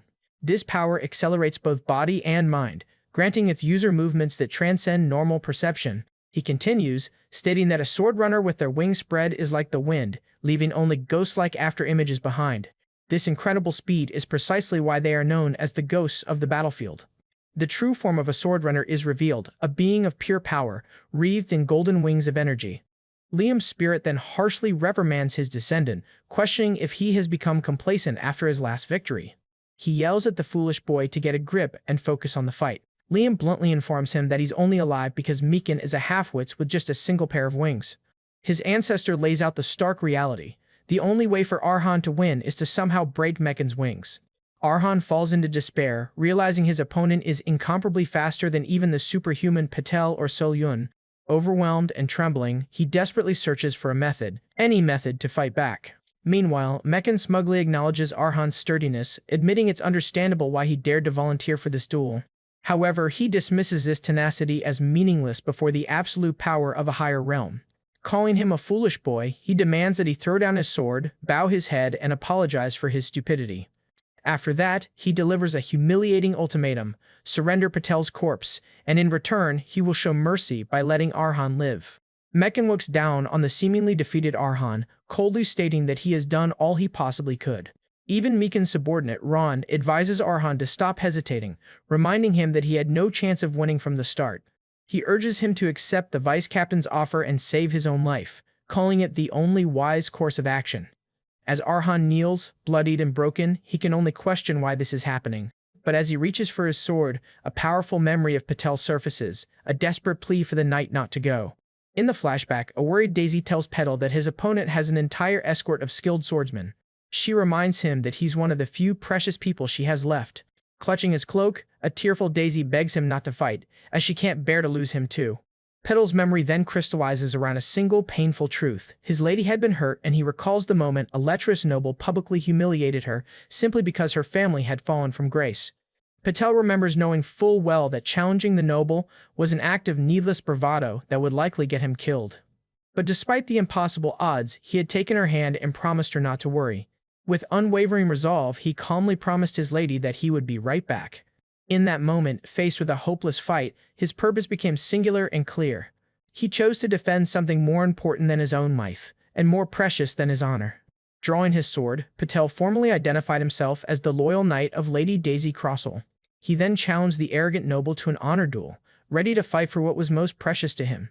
Back in the present, Arhan's sudden change in posture and aura shocks the onlooking knights. Getting to his feet, our protagonist looks up at Mekin and coldly states, "I do not need mercy from the likes of you." Channeling Petal's indomitable will, Arhan defiantly challenges his opponent to bring it on, now truly ready for his first real honor duel. Watching from the sidelines, Mekin's subordinate Ron looks on with growing apprehension. Infuriated by this defiance, the vice captain gathers his power, his sword-runner aura flaring with rage. With a malevolent gleam in his eye, he snarls, promising to make Arhan beg for death. Arhan realizes Mekin has abandoned his flashy wings for raw superhumanization, a clear declaration that he intends to trample our protagonist's conviction without pity. Switching tactics, Mekin lunges forward, intending to overwhelm Arhan with maximum unrestrained violence. Arhan barely manages to parry the explosive attack, his blade straining under the immense pressure. The force of the strike is overwhelming, sending him skidding backward across the shattered ground. The vice captain relentlessly presses his advantage, forcing Arhan into a desperate, defensive struggle against his superior strength. Yet, despite being overpowered, his gaze remains locked on his opponent with cold, unyielding determination. Mekin unleashes a devastating blow that craters the earth, confident that he has crushed his opponent. Smirking at the destruction, he callously comments that it would be a problem if Arhan couldn't even withstand that level of attack. But to his surprise, Arhan is still standing, prompting the vice captain to declare that his execution has only just begun. He sneers at the battered young knight, vowing to slowly crush both his body and his convictions. Mekin's goal is now clear: to make Arhan experience the soul-crushing reality of overwhelming despair. As he prepares another devastating blow, he shouts for Arhan to get ready for what's coming. But Arhan sidesteps and dodges it, and coolly states, "That's exactly what I was hoping for." The two swordsmen are locked in a furious struggle for dominance, their blades clashing with blinding speed. However, unable to match Mekin's raw power, Arhan is once again sent skidding back by a powerful strike. The relentless assault takes its toll, as his body is now seriously injured. Despite his grave injuries, his eyes burn with a defiant, unwavering resolve that refuses to be extinguished. Mekin roars in frustration, enraged by the damned look of defiance in Arhan's eyes. Losing his composure, he grabs Arhan's head and strikes his face with his knee, trying to physically crush his spirit. Spitting blood, Arhan collapses, his sword falling from his grasp. Mekin stands over him, mocking his audacity for looking down on a superior swordrunner. He then mercilessly kicks the fallen knight, calling him a dime a dozen, Walker who is nothing more than fodder. Completely enraged, Mekin screams, questioning how Arhan dares to look down on him, the chosen one. Ron can only watch in dismay as his captain rants that Arhan's knightly convictions are nothing but irritating relics of the past. Observing the scene, Liam's spirit notes that Mekin is projecting his own insecurities, angered that Arhan's unwavering attitude denies his perceived talent. And, at his lowest point, the silhouette of Patel, the very man whose honor he fights for, appears in Arhan's consciousness. Suddenly, a powerful light emanates from Arhan's eyes as he taps into a deeper source of strength. Meekin screams in fury, declaring that the young knight's unwavering defiance reminds him of that damn old man, Arhan Karavan. In that moment, Arhan's consciousness is flooded with a critical memory from Patel's sword, steel. The flashback reveals Patel's thoughts before a past duel he had no intention of winning. He recalls the hopeless honor duel he fought against an arrogant noble to defend Lady Daisy's name. Even as their blades were locked, Patel knew it was not a fight he was meant to win. His goal was far greater. It was a fight to never lose, a battle to uphold his conviction, even in death. The entire duel was for Daisy's sake, a final act of loyalty to protect her honor. Filled with this profound understanding of Patel's will, Arhan slowly pushes himself back to his feet. He meets Mekin's next attack, his parry now strong enough to halt the vice-captain's blade, making him grunt in surprise. Enraged by this sudden resistance, Mekin screamed at the insignificant worm to know his place. With a powerful counter, Arhan's blade clashes with Mekin's, eliciting a furious, "How dare you?" from the vice-captain. Watching this incredible turnaround, Liam's spirit smirks, noting that it's not a mere fluke. He explains to himself that in a duel between a swordrunner and a walker, there is simply no room for chance, and reflects that what his young descendant truly needed was not an easy victory, but a desperate, life-or-death trial to forge his own true strength. As Arhan attacks Mekin's face, Liam concludes that the arrogant vice-captain was simply too careless. A trickle of blood runs down Mekin's cheek as he struggles to comprehend the overwhelming power now pushing against him. His eye widens in pure, unadulterated shock at the impossible situation unfolding before him. Screaming at the lowly bastard, he gathers every last bit of his power for one final desperate attack. Arhan, however, dodges the attack by leaping into the air. Mekin leaps into the air, declaring, "Playtime's over," before attacking, and screams, "I'm going to kill you right now." But now, channeling Patel's absolute conviction, Arhan vows that while carrying Daisy's honor, he will never lose, even in death. He brings his sword down, his body glowing with the indomitable blue light of Patel's will, now fully manifested in the sword's steel. With a final, guttural roar, he unleashes the full, awakened power of that conviction. Mekin can only stare in disbelief and ask, "What is this?" But as the attack connects, it hurls Mekin downward, crashing into the ground and shattering it like an explosion. In a flashback, Patel recalls winning his first honor duel. Even then, he sensed that his lady, Daisy, would face endless scorn from aristocratic society. For her, a fallen noble, this victory was not the end of her suffering but only the beginning.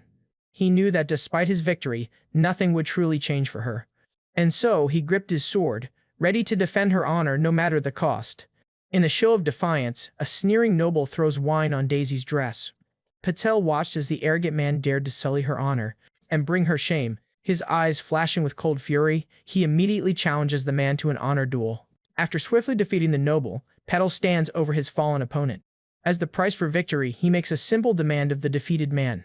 Looking down at the insolent noble who had shamed his lady, Patel coldly commands him to kneel and beg for forgiveness, affirming his duty to protect her with his life. Arhan, witnessing these memories, laments that Patel was not more cunning or selfish for his own sake. In the memory, a destitute Daisy asks him to leave her, believing her family's contract is long over. She insists that he is now a respected knight who can go anywhere he wishes. Crying, she begs him not to die at her side, but to live a life of his own. But Patel gently tells her that, unfortunately, he could never become that kind of person. He smiles faintly, admitting he couldn't grant her request to leave. Soon after, the world pushed Daisy into even deeper tragedy with the outbreak of the Iron Kingdom's War of Succession. Her father and brothers were caught in the conflict and slaughtered, while her mother, taken prisoner, ultimately took her own life in despair. Daisy thus became the sole survivor and head of her family in name only, clad in ill-fitting armor. She was then conscripted and forced onto the battlefield. Overwhelmed by the horror, a young Daisy cries, convinced she is going to die. Panicked, she desperately tells Patel to escape, insisting he has no duty to die with her. But Patel shakes her, yelling for her to get a hold of herself. He vehemently commands her to never leave his side. With a roar of determination, he vows that he, Patel the Loyal, will protect her without fail. The memory shifts to a battlefield where flaming arrows rain down from the sky. It was a horrific place where bombardments from mages rained down without end. But for Patel, none of it mattered. His sole purpose was to protect her, a role that would not change. He fought relentlessly, cutting down every enemy soldier who charged at them. Blocking every blow, he cut down all who approached. He fought endlessly, cutting them down again and again. The relentless battle raged on, with the two of them fighting side by side. By the time it was over, even the once gentle Daisy had become a hardened warrior. Then a rainbow appears in the sky, signaling the end of the long war. Amidst the fallen, she helps a battered petal stand tall as they carry their banner. Against all odds, the two of them survived. After the war, Daisy's achievements were recognized, and she was granted a countess's title and her own territory. Now a ruler, somber and determined, she looks out upon her new responsibilities. However, only one last grim trial remained for her war-torn land. The land was struck by a devastating famine, causing the people to riot in desperation. She had to endure the fury of her people, who had lost their families and homes in the endless war. Petal, however, was simply grateful that the riot broke out while she was away. He was grateful to take all of their anger upon himself. Enduring their stones was nothing to him. In the memory, a battered he stands guard alone, absorbing the people's wrath to protect his lady. His eye is wounded, but he doesn't waver, determined to see this through. A vision of men trying to drag a younger Daisy away flashes through his mind. He remembers her running in terror, a memory he is determined will never be repeated. He catches her as she runs to him, a beaten knight standing before his lady. With his last words in the memory, he comforts her, saying, "Please do not cry. I am so very glad to have been your knight." With the complete digestion of Patel's final, selfless will, a surge of blue energy flows into Arhan. His attack hurls Meccan downward, and the ground shatters in an explosion. Meccan is thrown to his knees, gasping in pain from the overwhelming pressure.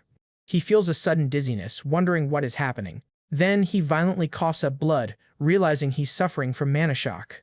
He stares at his trembling hand in disbelief, knowing this phenomenon only occurs when clashing with an overwhelmingly powerful opponent.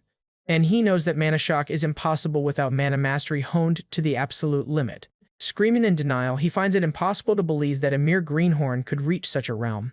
Arhan stands calmly, enveloped in the blue aura of Patel's fully realized power. Desperate for an explanation, Meccan wildly accuses him of making a deal with a witch of the Sky Empire and using a wicked magic tool. He calls Arhan a coward for using what he believes to be sorcery in an honor duel between knights, and shouts that the wings of a sword runner were always too good for the likes of him. Gritting his teeth in fury, he declares he will now lower himself to his opponent's level for the final clash. Meanwhile, Arhan reflects on his own stubbornness and inferiority complex, the feelings that drove him along the Swordwalker path. He believes no other swordsman has clung so miserably to the end of that path as he has. Because of this unique and arduous journey, he is certain of one thing. Brimming with hard-won confidence, he declares that in a fight against another walker, he will never be defeated. The duel between Arhan and Meccan reaches a fever pitch, their swords clashing with explosive force. The honor duel continues in a blur of motion, locking both warriors in a desperate struggle for dominance. Arhan skillfully deflects a powerful, mana-infused swing from the vice-captain. Just then, Argai unleashes his full power, forcing Meccan onto the defensive with a powerful strike from his sword. He relentlessly attacks, making him scream in frustration as he is overwhelmed. Watching from the sidelines, Ron can hardly believe Arhan's talent, noting that for someone so young to even be a swordwalker is the mark of a prodigy. He marvels at how every one of Arhan's sword trajectories remains pure and solid, even after taking a wound that should make it difficult to even stand, and concludes that he has never seen such a unique and powerful swordsman from the Yellow Elephant Knighthood, or any knighthood for that matter. Completely baffled, but he wonders, there is no way Meccan doesn't know that this is when he should go all out to seize the victory. He furiously demands to know why Meccan won't use that power to match him. When Arhan strikes, Meccan remains silent, his expression unreadable. Then, a slow, cruel smile spreads across Meccan's face as he comes to a sudden and terrible realization, and declares that it's not that his opponent won't use superhumanization to match his speed and power, but that he can't, a realization that fills the arrogant vice-captain with triumphant glee. With his opponent's critical weakness seemingly exposed, he decides the time for games is over. Believing Arhan is now an easy target, he launches what he is sure will be the final strike. He sneers that with nothing left to hold him back, he can finally finish this and claim his victory. He then brings his full weight and power down in a decisive, crushing blow, forcing Argai onto the defensive. Pushed to his absolute limit, Arhan's mind flashes back to Petal's memory of their first fateful meeting. In the memory, Patel fondly recalls meeting a boy with an unbelievably steadfast heart, even in the face of despair. Back in the present, Meccan mocks Arhan's futile resistance, declaring his desperate struggle to be useless. Petal's memory continues, remembering a boy who did not yield even when faced with an unfathomable, insurmountable wall. Meccan roars at him to simply give up and die, seeing his continued resistance as an insult. He attacks again and again, determined to break the boy's spirit and end the duel. Petal's memory affirms his belief in Arhan, while Mekan screams, "Die just like that abandoned, washed-up bastard," and swings his sword with all his might. Confident in his choice, Patel's memory concludes that Arhan is the one who will carry on his sword. A massive explosion rocks the battlefield as Mekan's most powerful attack finally connects. Both Liam Caravan and the Knight Ron look on in absolute shock, with Ron wondering if his eyes are deceiving him. And yet, somehow, Arhan has endured the devastating blow, much to Mekan's utter disbelief. Panting in exhaustion and fury, he can only ask, why? And furiously questions why Arhan is still holding out, reminding him of the immense painful gap in their skill and power. He screams at him, asking what could possibly be gained from a duel he has no chance of winning.